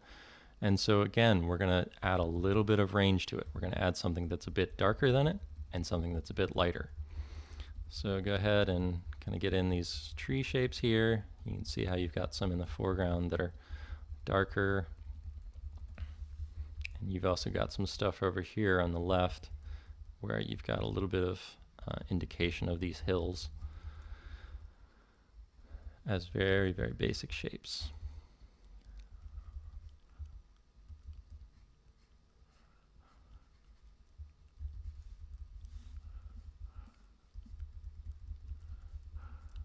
Try to keep your brush as large as you can while maintaining all this stuff. Here's a great opportunity for some overlap. You'll notice this tree is overlapping both the mountain behind it and the mountain in the really far distance. And so we're going to try to get that in there when we're working on this. So make sure, and maybe even, you know, accentuate it a little bit. Maybe go a little bit more overlapping to make it really clear that that is overlapping. To really push that stuff way, way, way, way back. Don't be afraid to cover up the stuff that's, you know, behind other stuff.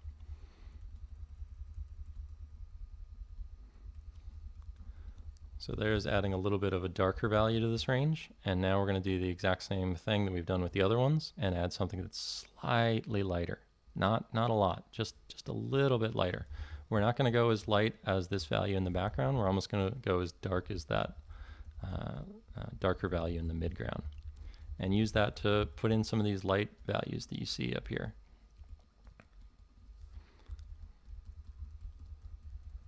Where these things are getting a little bit lighter, these rocks on the left, where they feel a little bit lighter. You're going to get those values in there. But it's all about maintaining that good stuff you started with. You're going to get those values really good to start with, and then you're going to not mess it up.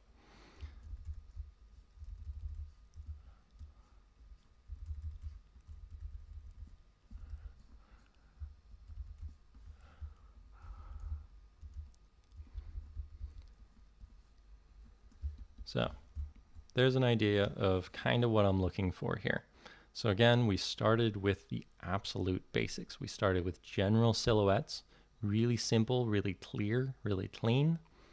And then we went in there and added little bits of value. Again, go really, really subtle with this. Don't go overboard, because the thing that everybody's going to do, and the natural temptation, is to go way too contrasty and completely ignore what you've started out with.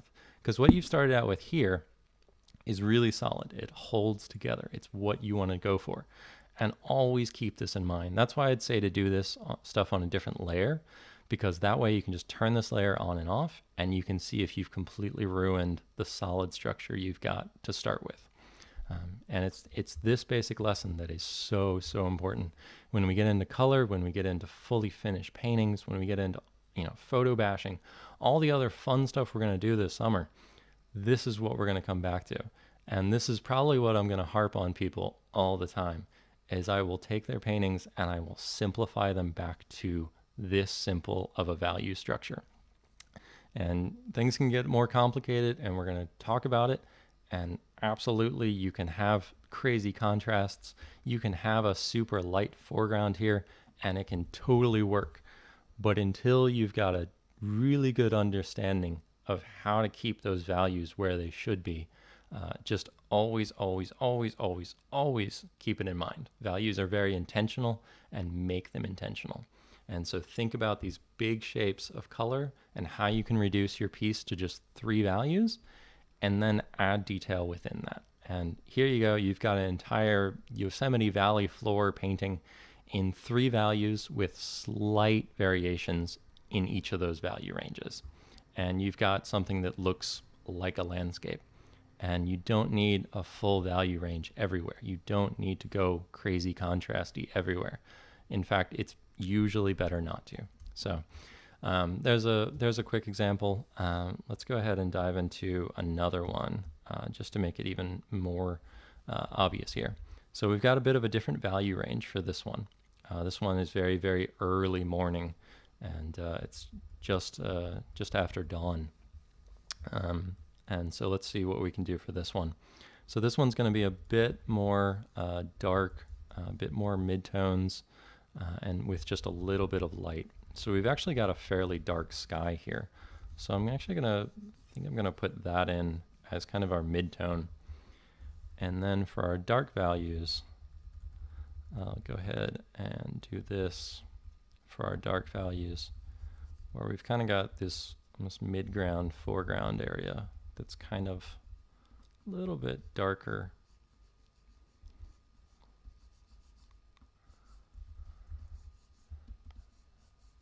And here's a case where it really doesn't work the way that we've been kind of talking about, where actually the foreground is a bit lighter. So we're actually going to use our midground again, our midground color here for this foreground. So there's a case where the usual value structure isn't necessarily what you've got. And maybe put a little bit of that down in there.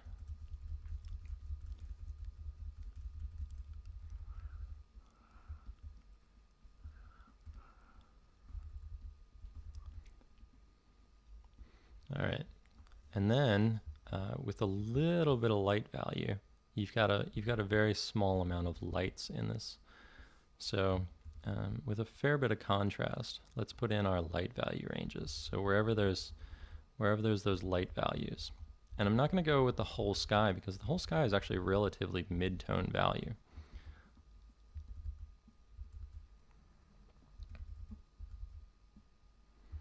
I'm actually just going to do the parts where the bright sky is popping through, and the rest I'm going to leave pretty minimal.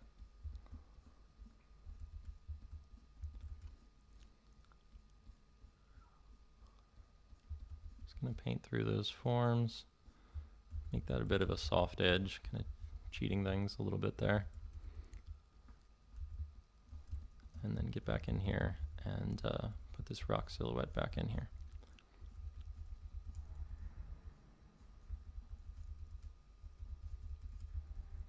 Paying as much attention as I can to the silhouettes. I'm probably doing this a bit faster than you should be doing it. When in doubt, just kind of take your time. There's no rush with these. We are going to do a lot of them, but I don't want you quickly and sloppily doing this. I don't want to see really messy, uncertain edges. I want you to be really certain with your forms and with your edges. The silhouettes of what you're painting are really, really important. And getting those silhouettes where they should be is crazy important. Because the other thing about doing these simple value structures is that it's going to give more attention to the silhouettes that you've got. And so you want to make sure those are spot on, exactly where they should be. All right, so we've done exactly what we did with the other one. We've gotten in that really basic value structure. We've got 3 values here, and most of this one is mid-tone. There's not a lot of sky here that's really bright. This sky tone is a little bit lighter than the ground, but not enough to really separate it out too much.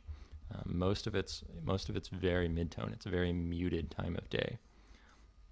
And if you really want to get into it, there are some places here where it's very clear that there's some foreground rocks and stuff, and those actually should be part of the dark values. But we'll try not to do too much of that, and we'll try to keep things as simplified as possible, because that's a lot of what we're going to be talking about this week. It's all been about simplifying things as much as possible. So once again, take what you've got here and then add that little bit of value range. And to make this a little bit easier, since this is really tiny, hopefully not too tiny on your screen, again, adding that little bit of value range. So not going so crazy that it looks out of place over here. It's in fact still darker than this entire mid-tone plane. But using this value to start to get in there and imply some of the forms and some of the shapes in here.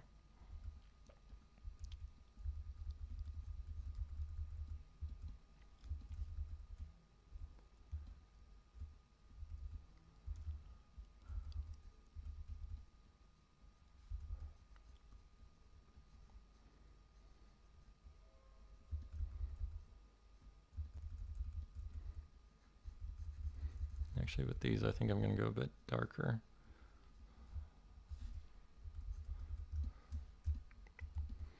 I'm going to use some of this light value range to do some of the detailing down here, because this is the part where it gets a little bit lighter and stuff.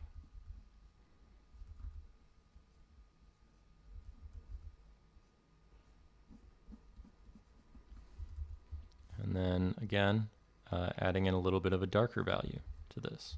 Don't go too crazy. Don't go black. Just go a little bit in one direction or the other. You want your values to hold together. You don't want to go so crazy that it makes everything feel really disjointed, and all of a sudden your values are going to break apart and it's not going to make any sense anymore.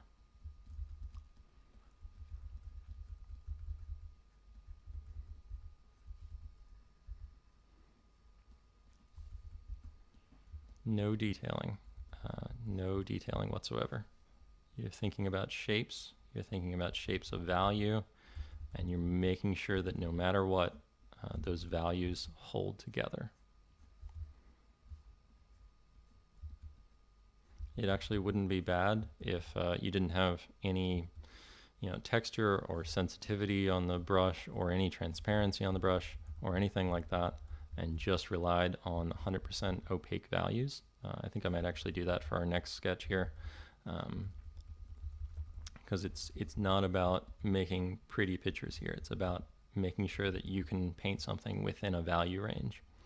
For our light values, we're not going to have too much, so we're going to add something a little bit lighter where it is a little bit brighter over here. And there are a few pockets of lighter value. And then something just ever so slightly darker than that.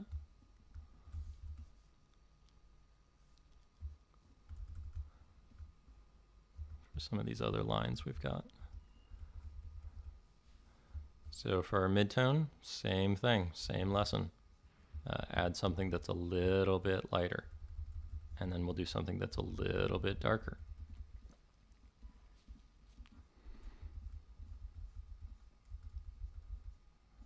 And I made the mistake of actually putting these on the same layer as one another, so I didn't actually maintain my layer, but try to remember as best you can to do that.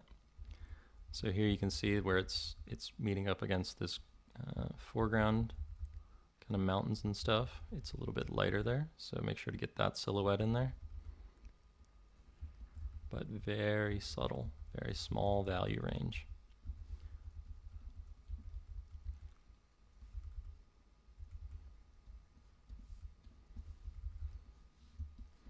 And try to get this foreground in here. All about shapes. That's all you're worried about, shapes. Not worried about what things are. Not worried about anything else. Just about shapes. Just about getting shapes in the right place and the right value.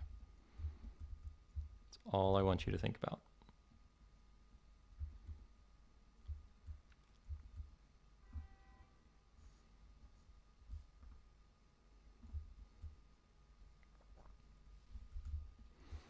And go a little bit darker on this one. Get a little bit of darker value. It's all really tight values here. Good value control is crazy important, especially in landscapes. If you don't have good value control, you're not going to have good color, you're not going to have good lighting, you're not going to have depth in your work. It's the most important thing you can keep in mind.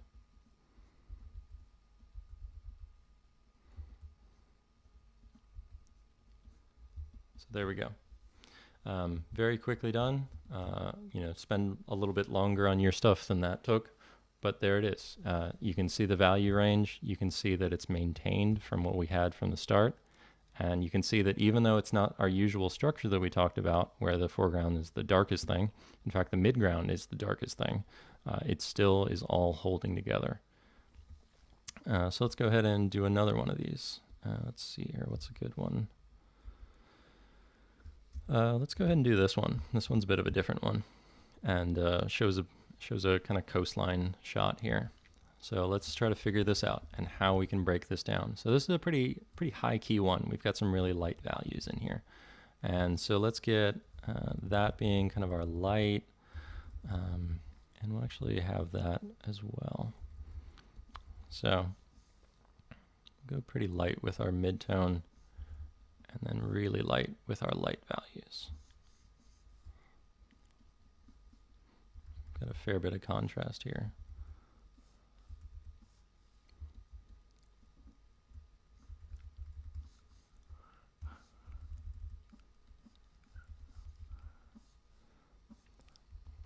Now, learning to see values is a bit of a challenge for some people and can take a while to figure out, because they look at stuff in color and they have a hard time seeing what those values are.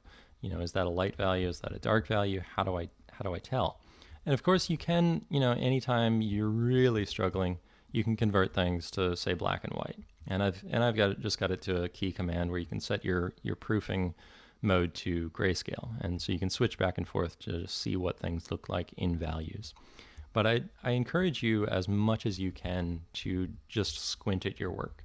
And the best way to see values is to see values in relation to what's around them.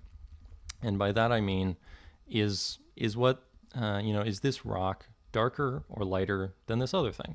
And well, it's darker. So that's how you can kind of tell how values work, is that all values are relative to one another.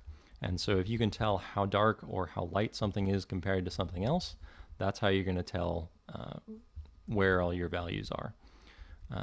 So I'm just going to go ahead and simplify this as all our dark shape out here. This is all of a sudden become all light because we've got a pretty large area of this kind of sea foam and waves and stuff like that. And while you're doing this, I do encourage you, even though I haven't here, to put down a perspective grid for this stuff. So I'm going to go ahead and do that for this one. And go ahead and grab our perspective grid and put it on a new layer. Make it really nice and dark. Turn off the transfer because I find it kind of annoying, so that it's full opacity instead.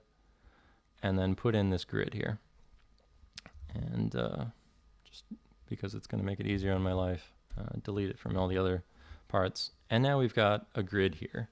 And so this grid is going to help us a lot to make sure we get this perspective. And so we've got a horizon in here, which makes it really easy to tell exactly where to put our horizon line. When you've got the sea, it's a pretty good indication that that's where the horizon is. So we'll go ahead and put that on there and lock that layer so that we don't have to mess with that again. So now when we're doing this, we've got a good idea of how things should be receding back. And so as I progress with this, we'll keep that in mind to make sure that all this stuff has lots of depth to it.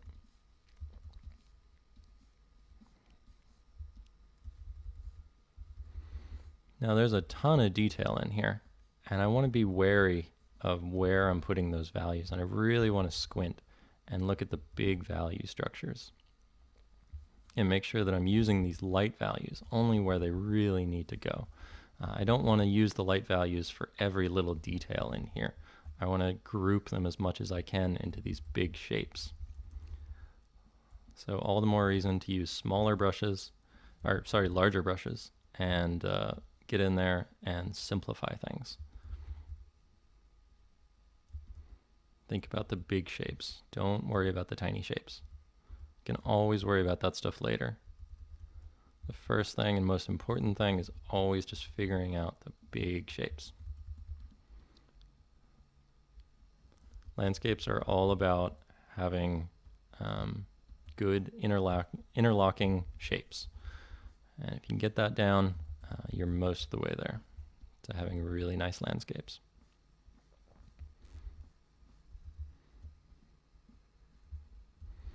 So we'll go ahead and say that that's more or less our structure for this. And you'll notice I've made the beach more or less the same value as the ocean right there. Because when you look at this, it really is pretty close. You know, there's some places that it's lighter and some places that it's darker, but by and large, that's kind of where it sits. So I'm actually these rocks are actually getting closer to that same value. So I'm going to keep them part of that same value. And there's a few rocks here. They're a little bit off. And I'll go ahead and put this cliff in here as well as one of our other dark values. So there's our general composition. And you can do some little modifications in here if you want to get kind of stylish and feel like messing around with composition. This isn't, our week on composition, but it's something to keep in mind if you're interested. So if you want to make little modifications to the photos or whatever, knock yourself out. It's a good time to experiment, but try not to go too crazy with the value structures that are set up in the photos already, or whatever reference you happen to find. try to keep things as accurate as possible in that regard. All right, so there's our value structure. So that's everything all laid out just how we should. So pop it onto a new layer, and now with the grid turned on so that we know what we're doing, let's add in our slightly darker value and get in here and find those areas that are a little bit darker. And I can see I've already messed up a little bit with the shapes here, making sure that this one overlaps with that one overlaps with that one. Overlapping shapes. So much you can do there with depth. See, it's got a little bit of a dark area on the bottom here, kind of a shadow. No details at all, just big shapes.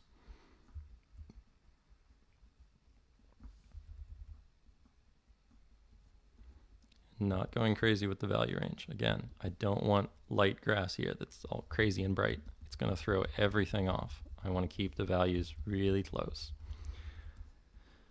We're also not going to use the grass brush. You are not allowed to use the grass brush for the next 12 weeks at all. Don't you dare. I do not want to see one grass brush.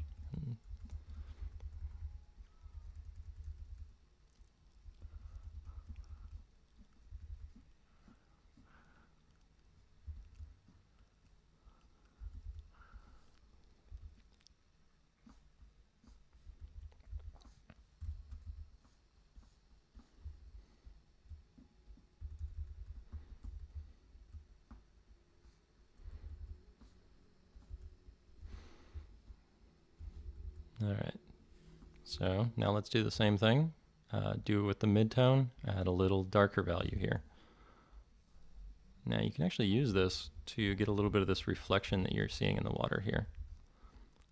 And so even though we're going to keep our values really close, it's actually a time that these reflections work pretty well and can get this watery reflective quality in there.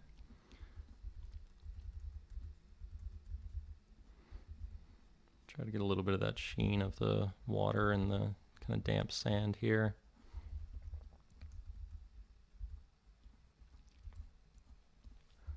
And then we'll do the same thing of adding in a slightly lighter value, not to be confused with our actual light values,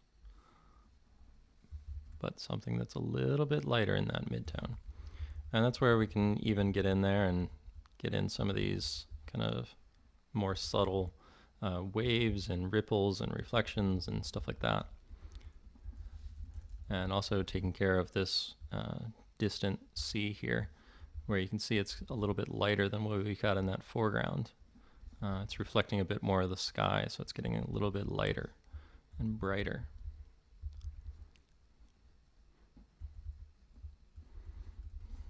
So we'll use some of our lighter values out there. And then maybe, you got this nice little wave here. You can go ahead and add in those darker values back in there.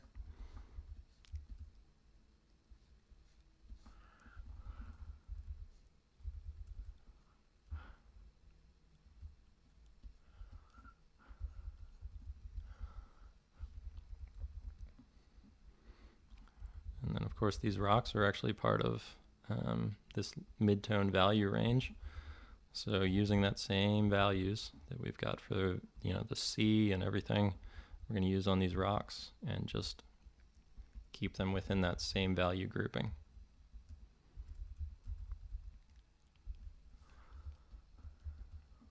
Keeping that grid on so that I can kind of know where I'm going with everything. Go ahead and do a little trick here to get some more depth. Extend this rock up here so that it's overlapping all the way. It's overlapping even the horizon. So turn the grid off for a second, see what we got.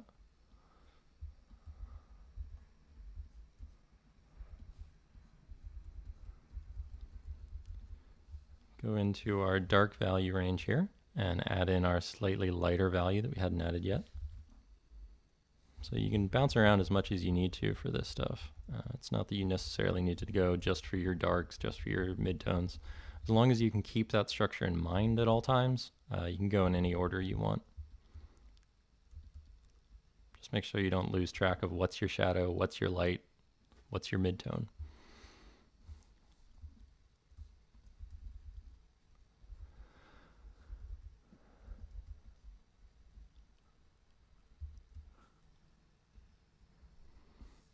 Now for our light tones, we're going to have our slightly darker value. Let's get that in there.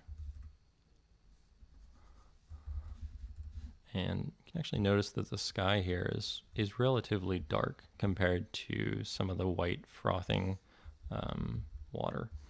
And you don't want to go too dark, so you want it to obviously still be a light, but you do want this nice little, these waves and sea foam or whatever it is to pop nicely.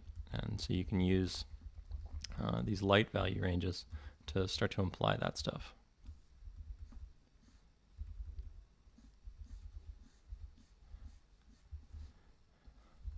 Turn off the grid for a second here. It can be a little bit hard to see your exact values occasionally with that on.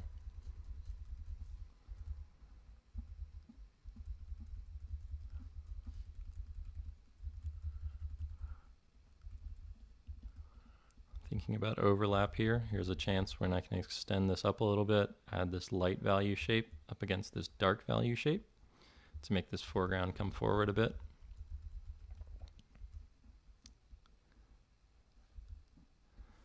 And then on this value range, we've still got more value to play with, so we've got even brighter value than we started with. And we can use this in just very selective places to make these waves really pop. And that's the great thing about maintaining your values and saving your values and not going too crazy contrasty too early on, is that you do have this extra range to work with. And when you get in here, you actually can put in these little light patches to get things where they need to be.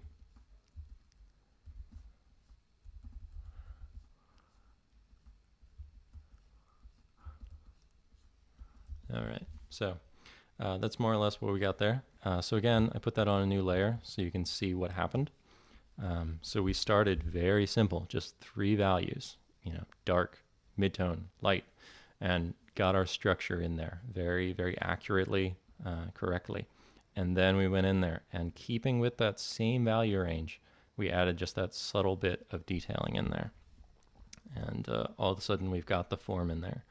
And you'll notice that with all 3 of these, even though they're super simple and there's no work done on them at all, that you can tell exactly what's going on. You can see the depth, you can see the perspective, you can see the overlap happening, and you can see all this stuff that's going to turn into these beautiful landscape paintings for you someday that is very, very simple. And it's these simple lessons that's so, so important.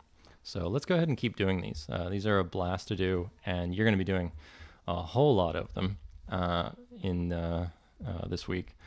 So I want to show you just kind of how you're going to be going about this stuff and how you're going to do all this work.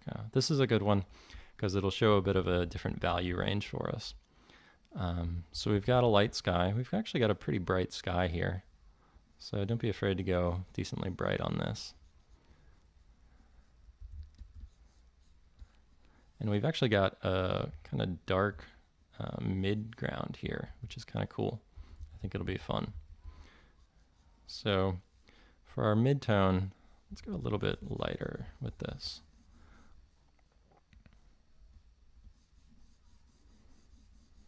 Yeah, that feels a bit better.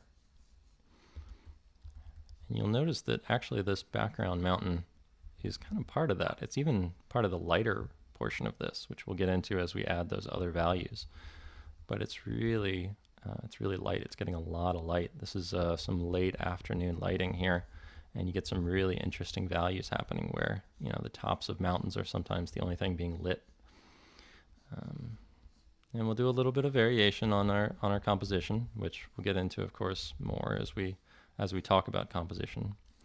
But if you do feel like playing with things and pushing things and moving things, that's all right.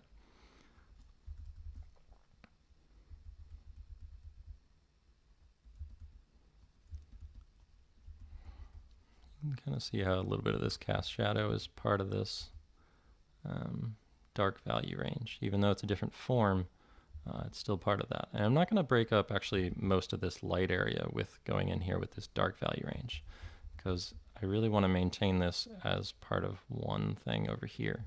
So this is still part of our midtone here that you can see on the ground as well. And that's basically our value structure here. So we'll go ahead and make a new layer. Once again, actually remember to do that. And then do the same thing we've been doing of going in there and getting in this little bit of value range here. And you've got some areas that are actually getting hit by a fair bit of light here that's kind of raking across this mountain. But we're going to do our best to maintain the values as best we can. And then if we've got a little bit of range in there, we'll go back in there and maybe put some light in there just because it's a fun area. When you're dealing with shadows, try to make them a little bit lower contrast, if anything. Shadows tend to be a little bit more subtle. They have a smaller value range and a little bit softer and stuff. They don't have the harsh direct lighting that you might get with direct lighting. So keeping that all in this value range. You kind of got a dark strip near the bottom from these trees and stuff, which you'll see a lot of. As you paint more and more landscapes, you realize that that's actually a very common thing to see, is trees being fairly dark. Not going too bright with these lighter values, but getting them bright enough so that you can kind of see these forms in the mountains. I'm going to stay zoomed out on this one quite a bit to show you really don't need to get in there and get detailing. You just need to get the shapes right, the values right. That's what it's all about.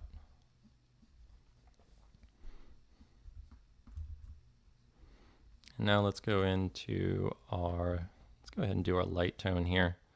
I think I went a little bit too light with this. I think it's throwing things off a little bit. So I'm actually going to darken it down just a touch and then come back in with these clouds that are popping quite a bit and put in these bright white clouds.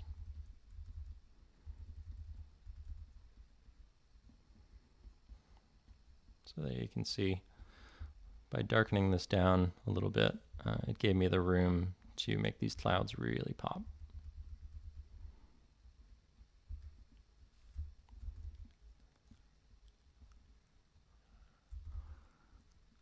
Again, always think about the silhouettes. Spend as much time as you need to refine those silhouettes. You can always flip your paintings back and forth to get a fresh look at them. Anyone who watched my demo on the pre-art camp demo, that they saw just how much I flip my images, which is probably way too much. It's probably almost nauseating for most of you. So now let's do our midtone, which is where all kind of the fun stuff is going to happen. So let's get this darker tone in here, just a little bit darker, and then use that dark tone for these little cool shadow shapes. Pay attention to what these shapes look like. Spend a lot of time analyzing those shapes. Don't worry too much about what you're painting or anything like that. Just really focus on shapes. And we talked a lot about that in the first week of Art Camp 2, which is actually available for anyone who's interested. It was very, very basic drawing exercises. And you might feel like they're too basic for you or whatever, but they're really not at all. I promise you that.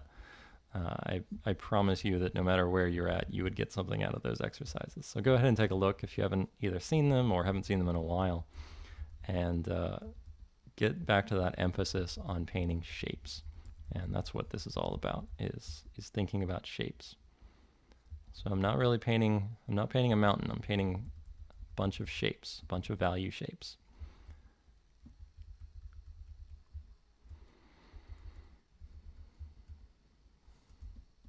So that's kind of my dark values in there. I want this to kind of extend down there. Yeah, there you go. And then adding in that lighter value, just a little bit lighter. And that'll help to make this kind of cast shadow that's on this mountain really pop. If you add this kind of spotlight effect in there where you've got this, you got shadows kind of raking across from the clouds, and it's really gorgeous. It's just a beautiful day.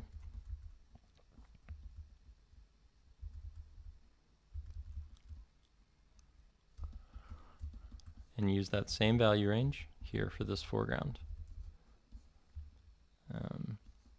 For the sake of example, because I think it's going to need it, and I think it's good to just show off again and again and again.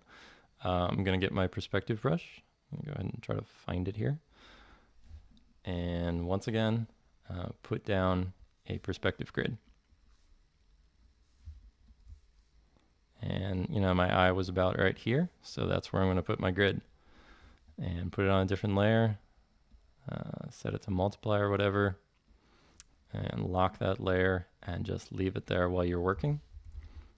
And now, when I'm doing this grass stuff on the ground, I'm going to have this perspective. I'm going to have this perspective grid to keep in mind, to make sure that I'm making my strokes recede correctly. I'm getting that depth that's definitely in here.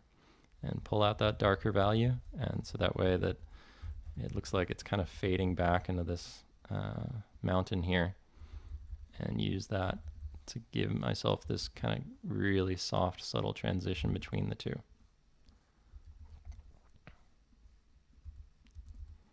You can see how much that grid has helped me on this ground, just to pay attention to these shapes. Adding in these like tufts of grass or whatever, but thinking of them not as grass, as shapes. They're shapes, and keeping that value range so close, it makes sure that everything's holding together. And you can even see that you got a few cows in this field and stuff, and he would be a little dark shape on top of this kind of mid-tone. So put him there. So you can turn the grid off for a second, see what we got. See a few places it needs a bit of refinement here.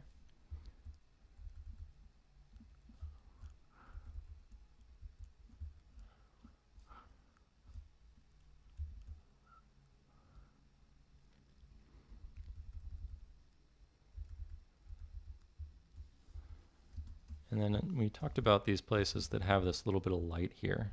And you can even go back in there. You know, they're pretty small shapes, but if you keep them separate and you keep them well defined,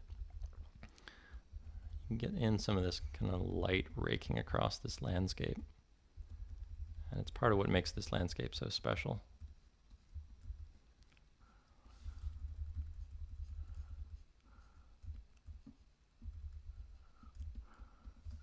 So there we go. One more landscape done. So I think I did that on did that on its own layer. So again, you can see the variation there between adding in those details and keeping that value exactly where it should be, making sure I don't lose sight of that. And you can see that I kind of messed up the perspective a little bit here. I think this hill should be back here a little bit and a little bit flatter. And I think that's throwing off some of my depth here. But another benefit of doing these is it's going to teach you some of the different value structures that you're going to see in your own work as you come up with some of these imaginative landscapes, which I think is maybe what we'll do now. But you can see that, you know, you've got another case here where the foreground is actually a midground, and a lot of your darks are the foreground is a mid-tone, and a lot of your darks are actually in the midground. So there's a lot of structures you're going to be able to play with here. And now I think maybe we'll dive into actually doing some imaginative stuff. I think imaginative work is just really, really important for everyone. And it's probably part of the reason you're taking this course. You're probably not just taking this course because you want to paint, you know, pretty landscapes from reference or from life or anything like that. You probably want to be able to make up your own and to understand how to do that. And it's something that I've always talked about in art camp from the very first lesson that we ever did a few years ago now.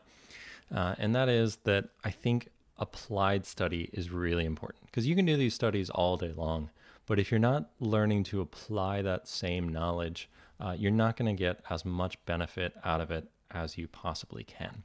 And so I think it's really, really important for us as artists to not just do a lot of studies, but to really learn as much as we can by applying that same knowledge that we've done.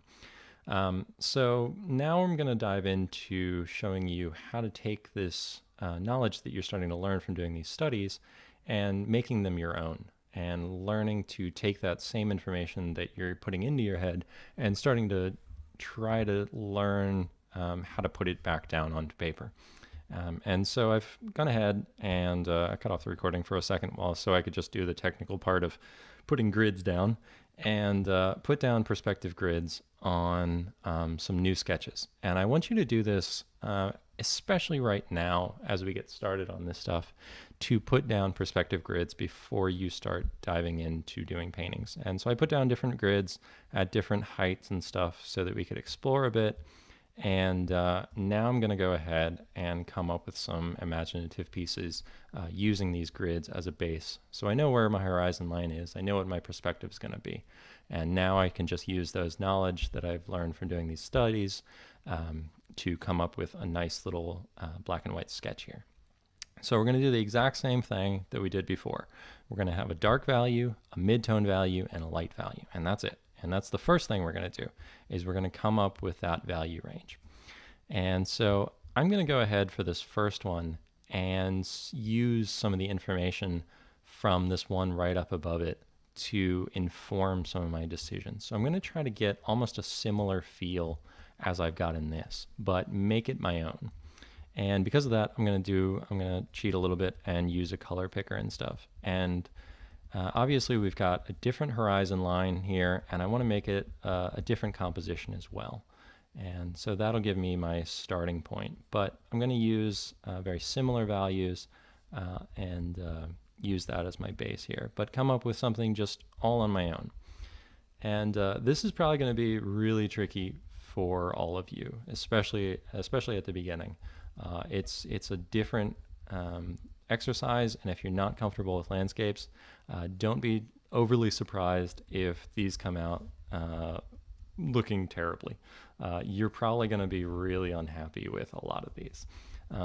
That said, I think you're probably going to be more happy with these than you've been happy with your landscapes probably ever, because all of the time spent working on these studies is going to inform really what you're doing. And I think you'll be impressed with how much knowledge you've gotten in there.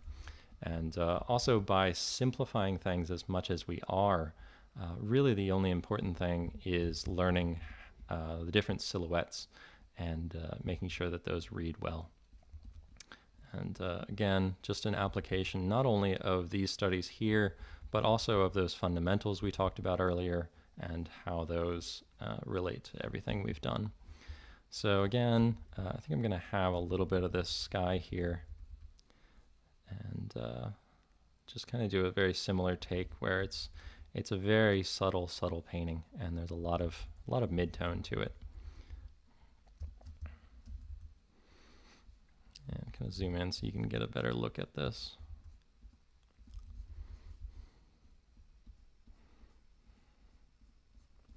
Don't be afraid. Don't think I've mentioned it yet, but it's a really important thing, is don't be afraid to paint through forms. That is to say, when I'm doing the sky, I shouldn't be afraid to actually just cover up what's in the foreground and then go back to that foreground object and paint back into it. Don't be afraid to do that at all. In fact, it's a really good thing, and it's something we'll cover when I do my everything that everyone does wrong stage, because it is something that everyone does wrong, is that they'll paint these foreground things and they'll paint around it and go slowly and stuff, and when in fact they really should just paint through it. When you paint around an object that's in the foreground, you actually tend to flatten out your piece a whole lot, so be wary of doing that.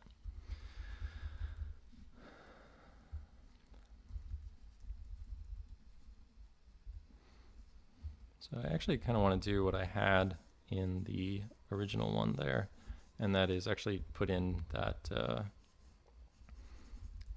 mid-tone foreground, because I thought that was really nice. and was something I really liked about the original one. But again, kind of making this my own, using some of the similar shape languages that I've figured out from that piece, and similar value ranges and value structure, but making it my own. And this is a great way to start pieces, especially when you haven't done it a lot. Is you've got a base to work with. You've got inspiration, so to speak. You're not stealing directly, and even if you are, that doesn't matter. You're using the information that you've gathered from doing these studies, and now you're making something that's your own. And as we do this, of course, we're going to use this grid a whole lot because it's going to really help us now. And so here we go. We've got our basic value structure. And you can see how it's definitely inspired by it. It's almost the same view, but maybe a little bit closer to these rocks or whatever. But we're making it our own. This is our own composition. It's our own piece. And this is a just fine way of working. There's nothing wrong with using something like this as a basis for exploring more. And so now let's go ahead and do the same thing once again, of adding in slightly darker values and slightly lighter values. And I really liked how some of the tops of the ones and the one up above that we did kind of had these really dark tops to them. And I wanted to do that here, so they're almost darkest all the way at the top and really make this kind of looming structures up above us.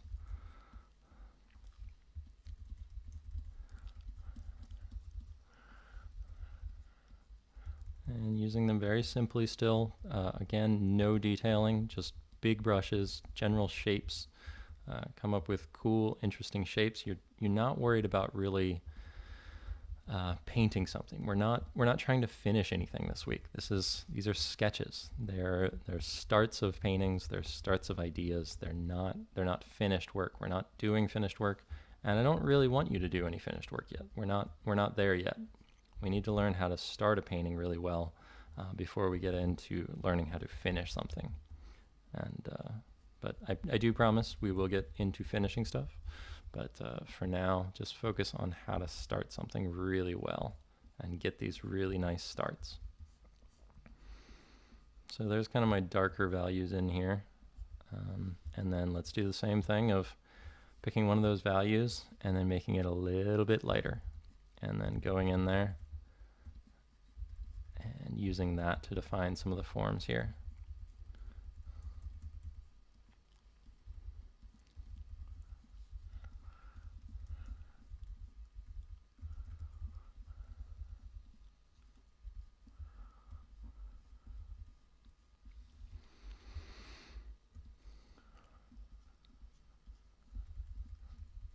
And you can even use a little bit of this range here to get some of that atmospheric perspective. Even though, at this scale, there wouldn't be that much atmosphere you're looking through to separate out these kind of mid-ground rocks. But, there's a lot of stylistic choice to landscapes. And we'll see a lot of that when we're talking next week and looking at master studies, because a lot of what we're going to be doing next week is looking at how masters interpret landscapes, because even if you're painting the exact same landscape that someone else is doing, even if you're doing the same composition that someone else is doing from the same reference, you're still going to end up with wildly different paintings.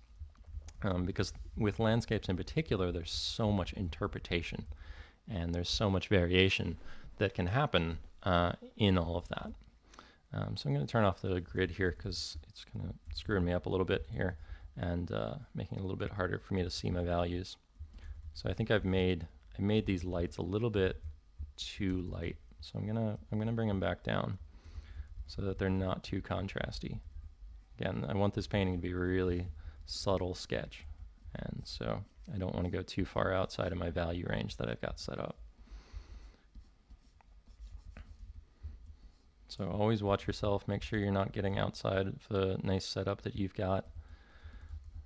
And even if you don't know how to paint rocks, or you don't know how to paint trees or clouds or anything like that, that's okay. We're gonna figure that out. We're gonna teach you exactly how to paint all that stuff. But for now, that's really not a concern, because right now, if you can get cool shapes, you can figure out how to paint it later.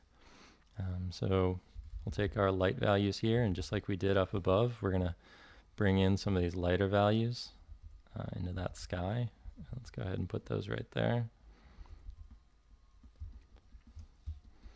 And then for this midtone, let's bring in our lighter value midtone. And then use that for some of the background here. So bring back in this grid, make sure we're on track, and see where that ground plane ends. So you can almost have a bit of a, I don't know, sea or lake back there in the far distance, but make sure it's lining up with our perspective grid. And then using that grid to make sure we get enough depth here in the foreground. Make sure stuff is receding correctly. And also for the sky, don't forget how the sky is receding. Skies recede a lot. You can get so much depth here. Paint through the forms. Always paint through the forms. You can always go back in and fix that later.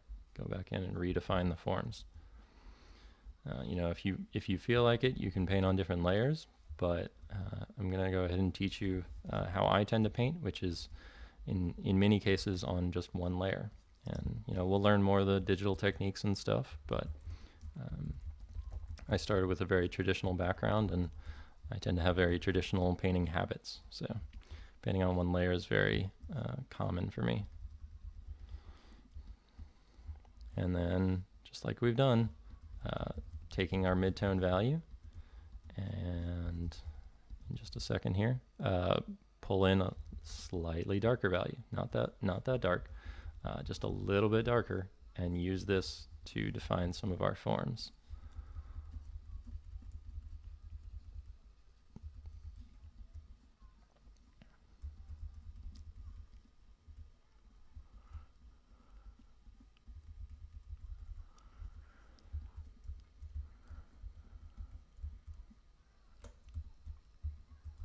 And there we go. Let's fix up that silhouette.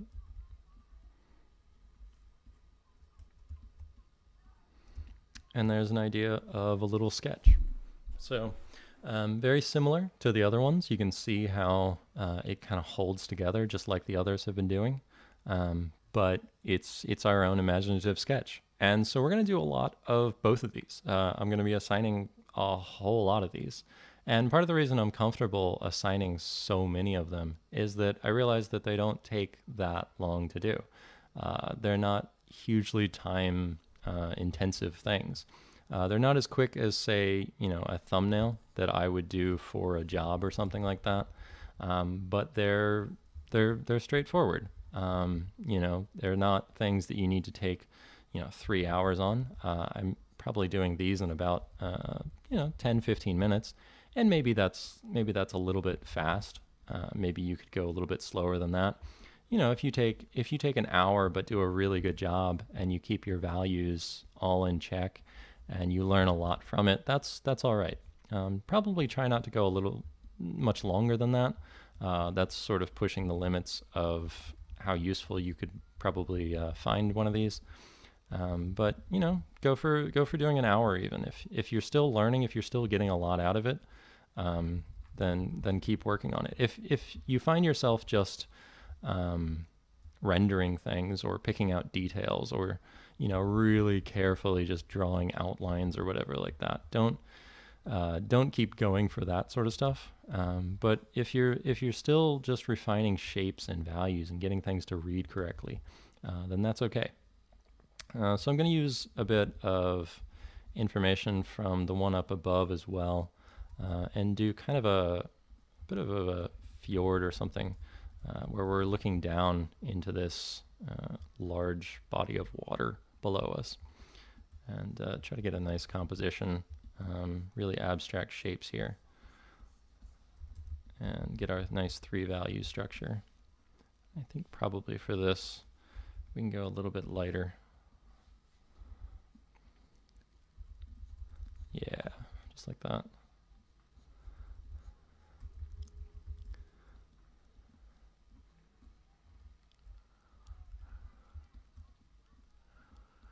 So keeping our perspective grid in mind, you've got the eye line that's above the composition itself. It's actually outside of the picture frame. And so we're really looking down on everything in this scene. It's all really kind of bird's eye view here. So keep that in mind. Never lose sight of that perspective. You're really looking down at everything and making sure that everything conforms to that perspective. Lighten this up a little bit. Yeah, just like that.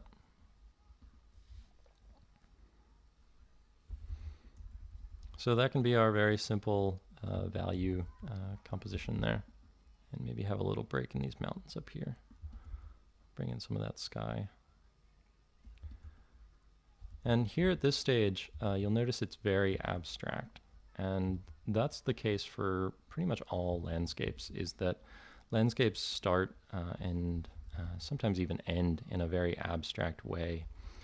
They're an abstract art form in many ways. They're all about shapes, all about color, and more so than most of the other representational arts.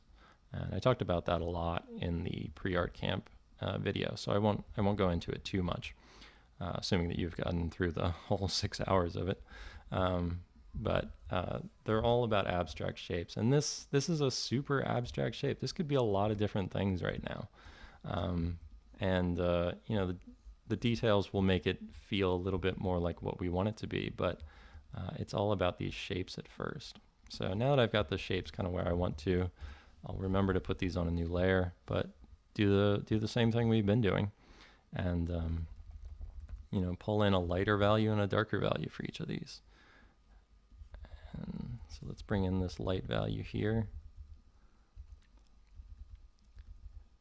And kind of using some of the knowledge from the one up above again of getting these water reflection things going on, and just thinking about it in terms of value.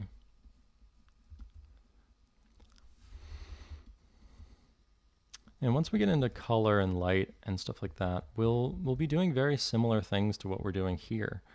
It can be a little bit confusing for many people, myself included, to transition from doing stuff like this to doing fully finished color paintings.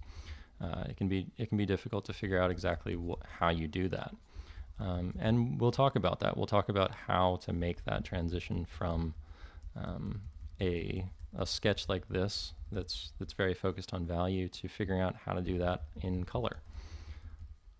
And we'll definitely get into that.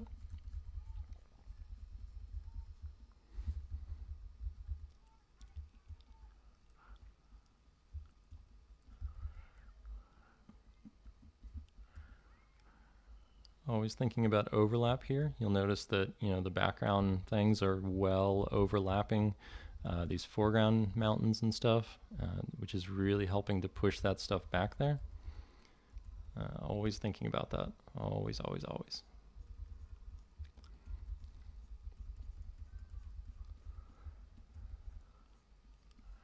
So I'm kind of cheating here and adding in a little bit of softness and soft edges and stuff, but try to do your best to make it as opaque as possible.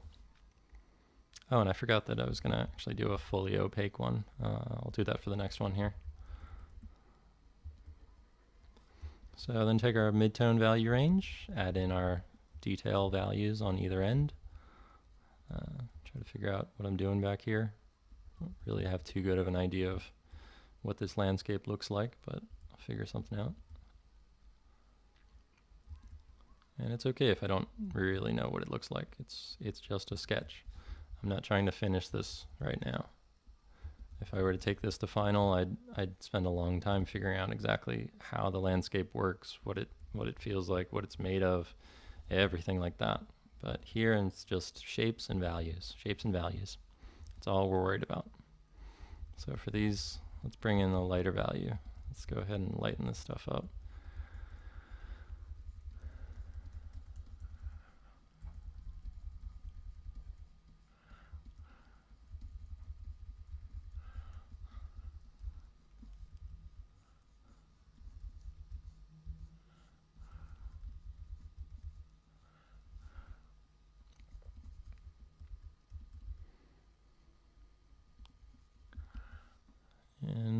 darker value, just like we've been doing.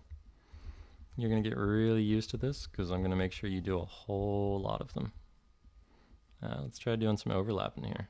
Let's have this foreground really overlap into the rest of the painting. Use a really extreme dark value for this foreground. And then bring in that other dark value to keeping it in the same range. To bring in all the details there.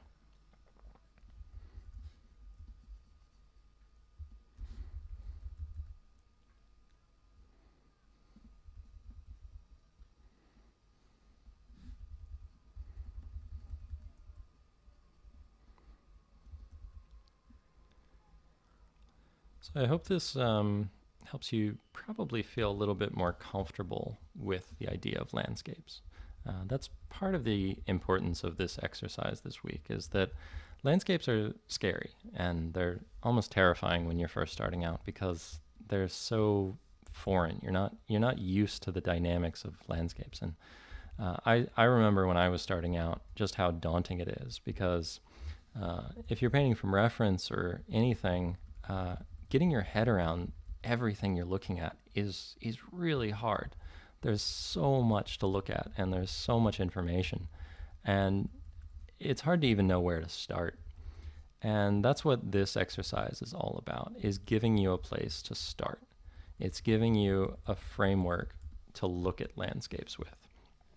And there's another little landscape sketch for us while I keep talking about this. I'll go ahead and move on to the other ones. I'll do this one pretty much full strength. So this gives you a framework to work with, and it gives you an idea of how to structure things if you're not sure how to structure things. It gives you a basis on how to first do your studies. You know, you're not just going at it blind and trying desperately to paint things. You're really thinking about things clearly. You're thinking about, you know, certain values and how those values work and how those values go together, and then moving on from there. But figuring out the most important stuff first, and that's what this is all about.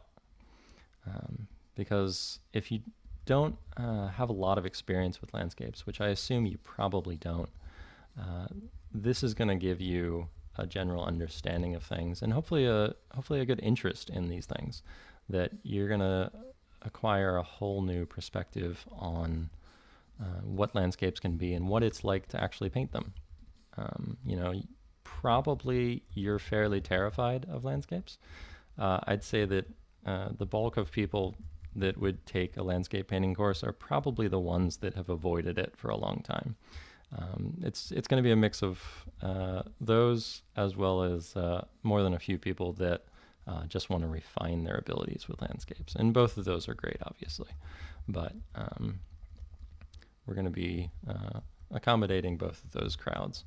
And this is a great thing for both of those people, because whether you're just trying to get into landscapes and have no idea where to start, this is great. And if you just want to paint better landscapes, getting back to these fundamentals is where it's at. It's the most important lesson you can learn.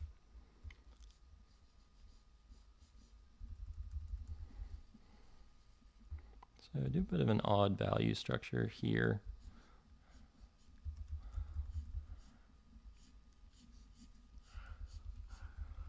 We'll see what happens with this.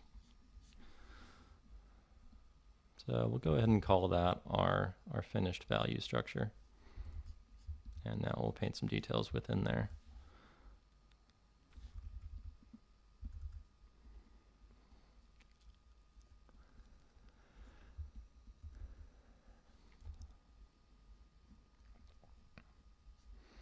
So I'd encourage you to, as you're doing your exercises this week, both your studies and your imaginative stuff, to jump back and forth a lot.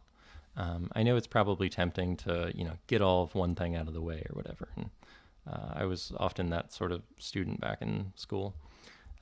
But try to do your best to mix things up as much as you can. Try to go back and forth.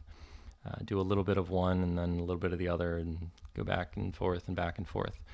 Because part of the reason that we're doing both of these kind of studies, we're doing imaginative stuff and we're doing reference stuff, is that the reference stuff is going to teach you everything that you're going to learn about landscapes. It's going to teach you a lot. But by doing the imaginative stuff, you learn what you don't know, and you learn what you'll need to learn. And that's a really important lesson. Knowing what you don't know is so important. So don't neglect one for the other. Both are crazy important. I think I've gone a little bit too contrasty here. So you'll see I'll make the same mistakes that anyone else would of, getting my values out of whack if I'm not careful.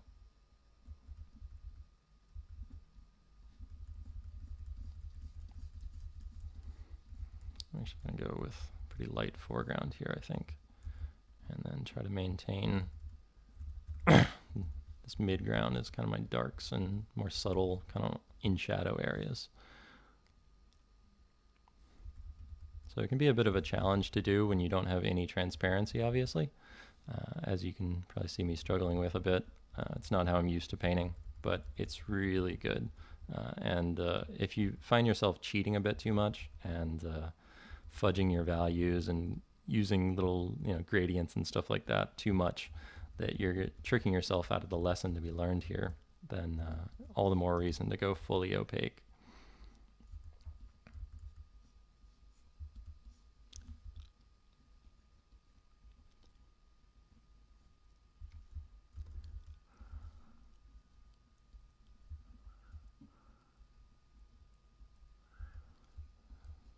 It's starting to get something pretty decent here. And always coming back to the fundamentals. Always thinking about what's my perspective? What are my values? What's my value range? And, is the atmospheric perspective working? You can't get full atmospheric perspective in a little sketch like this all the time. You sometimes just don't have the values necessary to be able to do something like that. And that's okay. Like, it's okay to understand that. These aren't finished paintings. You're not going to be able to get in everything that you want to do. But try your best and try to see how much you can get. See how far you can push these things.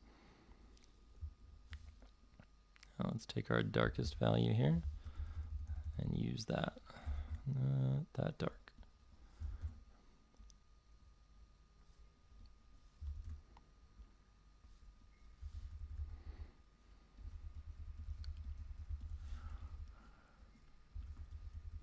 So I know this video has gone a bit long. Hopefully I haven't bored you out of your mind or anything like that. And hopefully you've gotten some stuff out of it.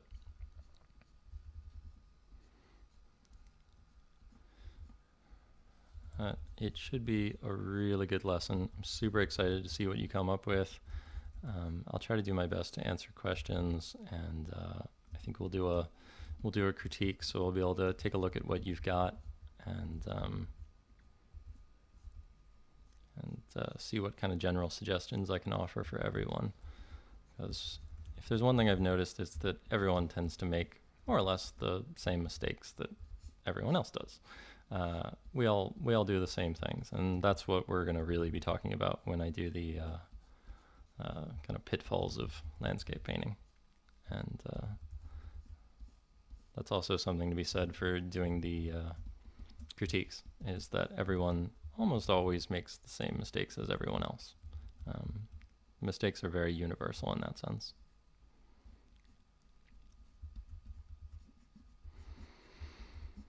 So there's another one, and that's about how far I'll take it. You can go obviously a little bit more into these and come up with something a little bit better and a little bit more refined. I don't want to see detail. I don't want to see finished paintings. I don't want to see, finished, crisp, finalized things. It's not really what I want to see. I want to see starts, and I want to see really good starts. So for this one, we've got a really low horizon line. It's off the canvas. It's so low, and so I want to have these kind of towering things. And there's also just going to be a lot of sky in this one. So I want this piece to be about the sky. So using again our big chunky brush with almost no opacity to it, we're going to block in these really general things and try to get some atmosphere in here. So really have some stuff receding back, as well as some big foreground shapes.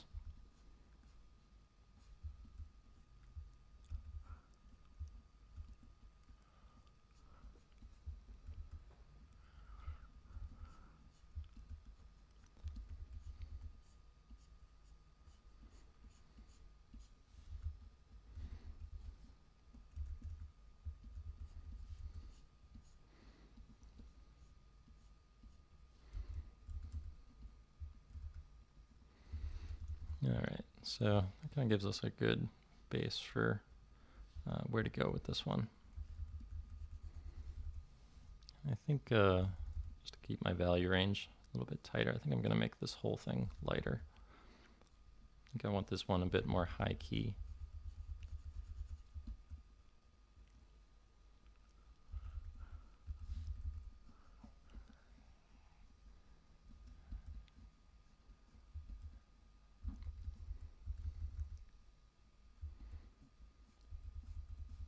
All right, so we'll call that my finished thing. So while I'm doing this sky, I want to be really conscious of the perspective, really use this perspective grid and realize just how much things are receding back. And so as I do these clouds, or these general shapes of clouds, I want to make sure to get lots of depth, have things going really far back there. And we'll go into extreme detail with this when we get to the week on painting clouds. But I just want you to keep in mind that skies have perspective.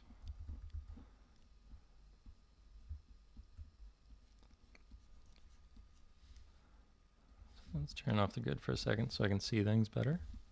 I can get a little bit lost in the grid and stuff and lose track of your values if you're not careful.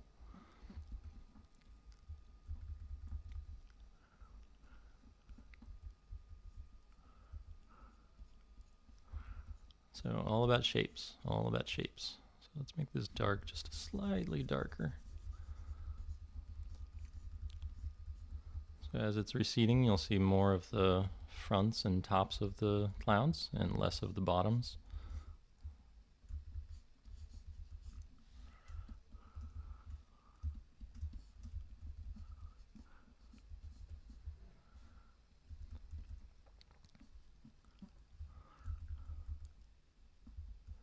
And, you know, as you can see, you can do it all with just this, you know, basically completely opaque brush.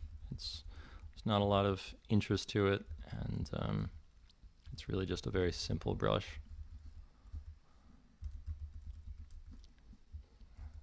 As always, part of Kyle's brushes, just because I really like his brushes, even the simple ones like this.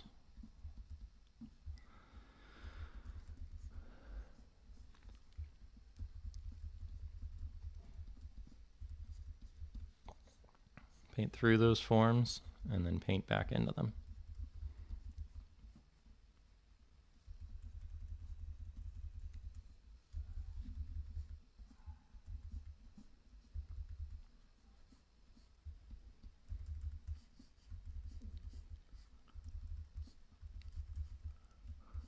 I want some more sky here, so I'm going to lower these mountains down a bit.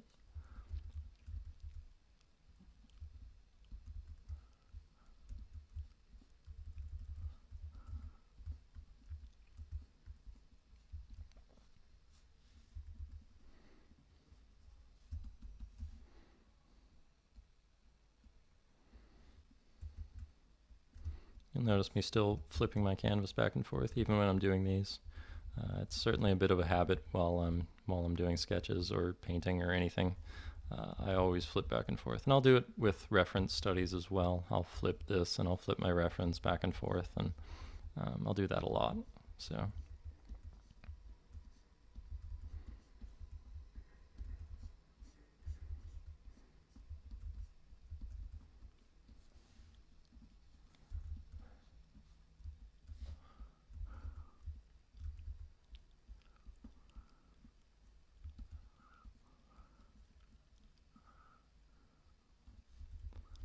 All right, so we'll just go ahead and say the sky is more or less where it's at. Could obviously keep going with any of these for a long time, but I know this video is going pretty darn long, and I don't want to bore you out of your minds too much, but don't be afraid to, start working while I'm still demoing and stuff. So take a little bit of value range within this and turn that grid back on just to make sure I'm getting these grand enough. Make sure I got that feel that I'm really looking up at this stuff.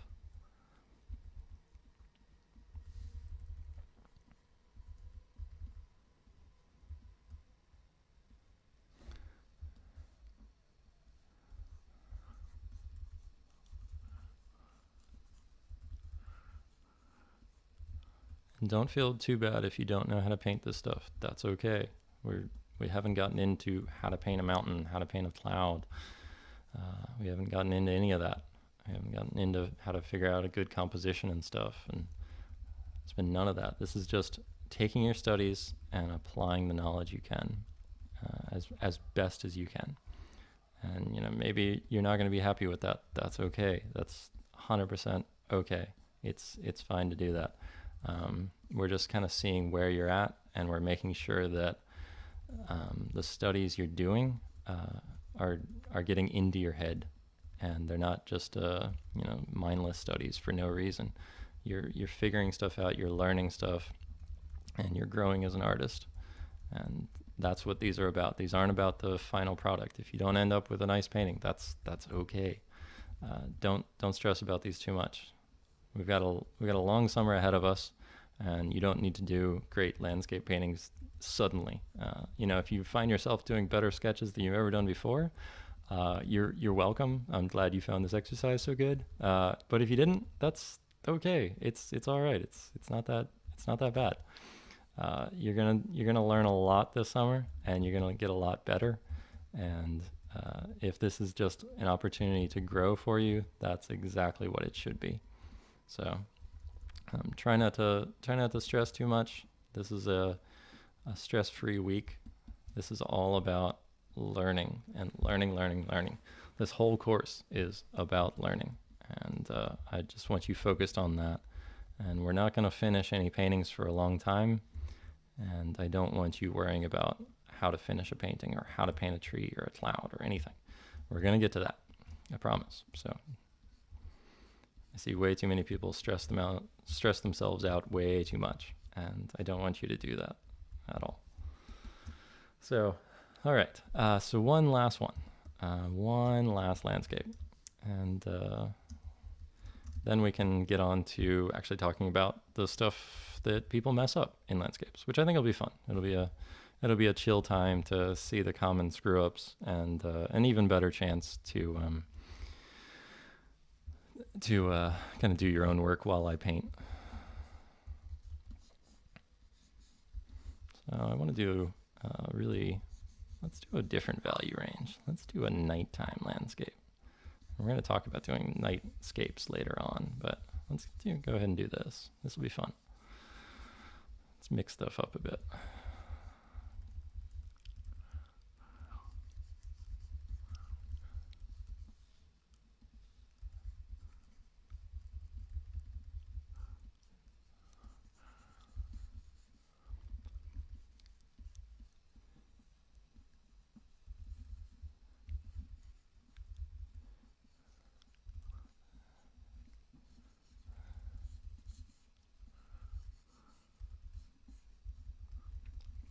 And we'll even put in a little bit of a river or a road here or something like that.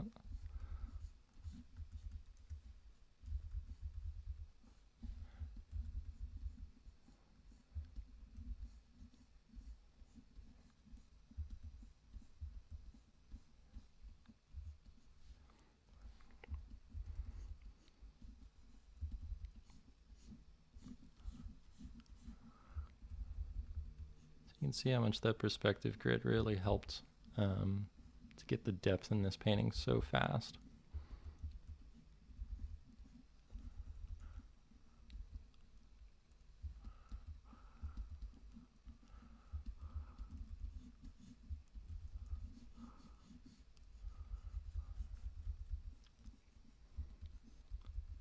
It's all about shapes, just coming up with cool shapes.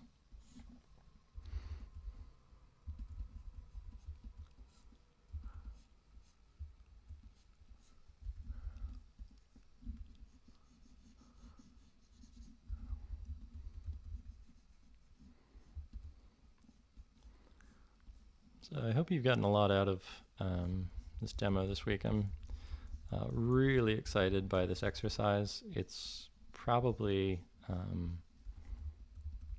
the best way that you can start doing this kind of work. I spent a long time thinking about how best to approach landscapes. And there's obviously a lot of ways to do it and a lot of ways to learn how to paint landscapes. And I'm more and more convinced that breaking things down to the utmost simple essentials of landscape is the best way to do it. And that's why this week we're so focused on these super fundamentals.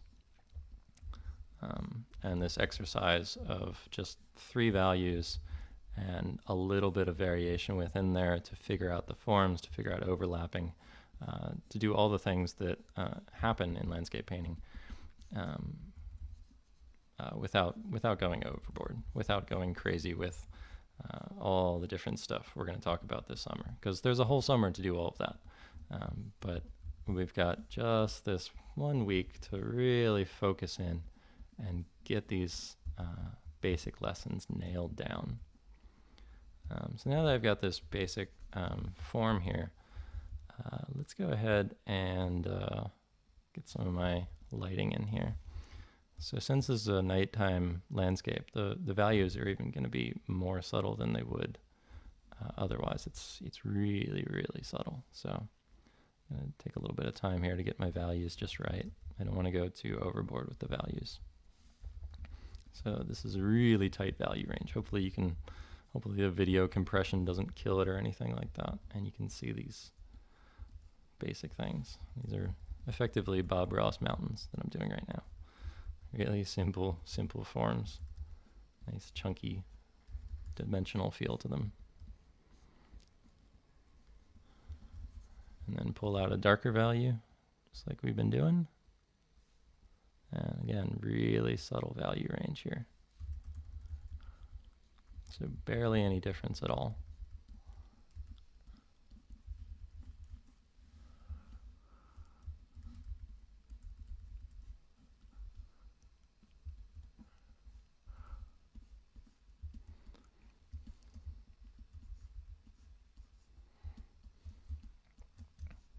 And then we'll take our dark values here and make something a little bit lighter here.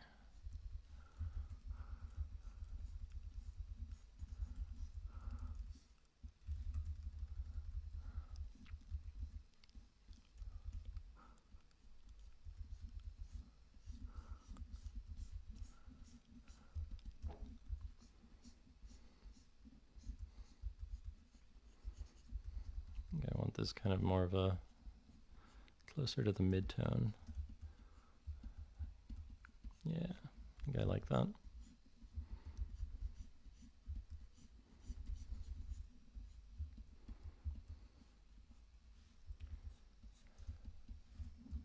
And then for this foreground, I can knock in some lighter values here.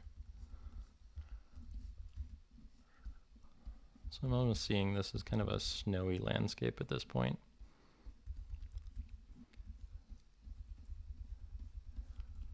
A moonlit, snowy landscape with maybe a little river in the middle or something.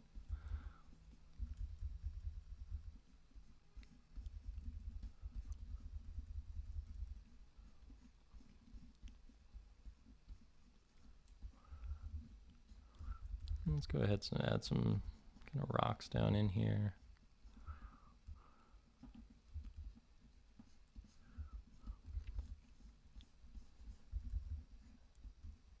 We'll even cheat a little bit and make these nice kind of snow-covered mountains here.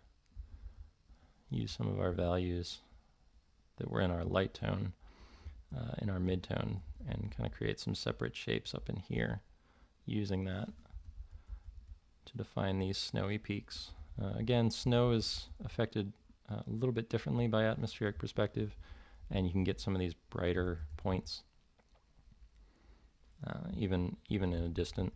Snow is a bit of an odd one when it comes to atmospheric perspective.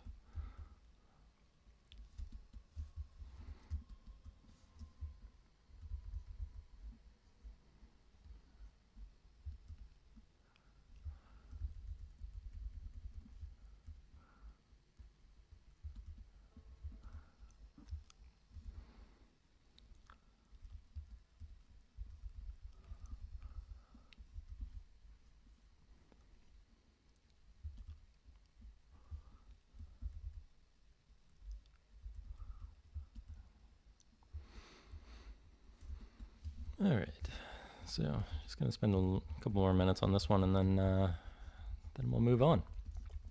So this will be the assignment for this week. I want you to do a whole lot of these. Go ahead and look at the assignment, which is probably under the video if you're watching it on the artcamp.com website, and that'll give you an idea of how many of these you should try to do, depending on kind of what level of the course you're doing, how much time you have to invest in this, and we'll give you an idea of what to expect. And hopefully it's super helpful for you. I can't wait to see what you come up with. Of course, be sure to post it on the group chat we've got now, and I'm really excited. I think you're going to have some great results. I think you're going to learn a whole lot, and probably after you're done with doing a week's worth of these, you're going to be way more comfortable with landscapes than you've probably ever been before. So this has sort of turned into a bit of a lunar landscape, but I'm okay with that. It's okay. So have as much fun as you possibly can. This is probably the least stressful, intense week. As much work as we might be doing, this is breaking things down to the bare fundamentals, and you're going to get so much out of it. I can just promise you that right now.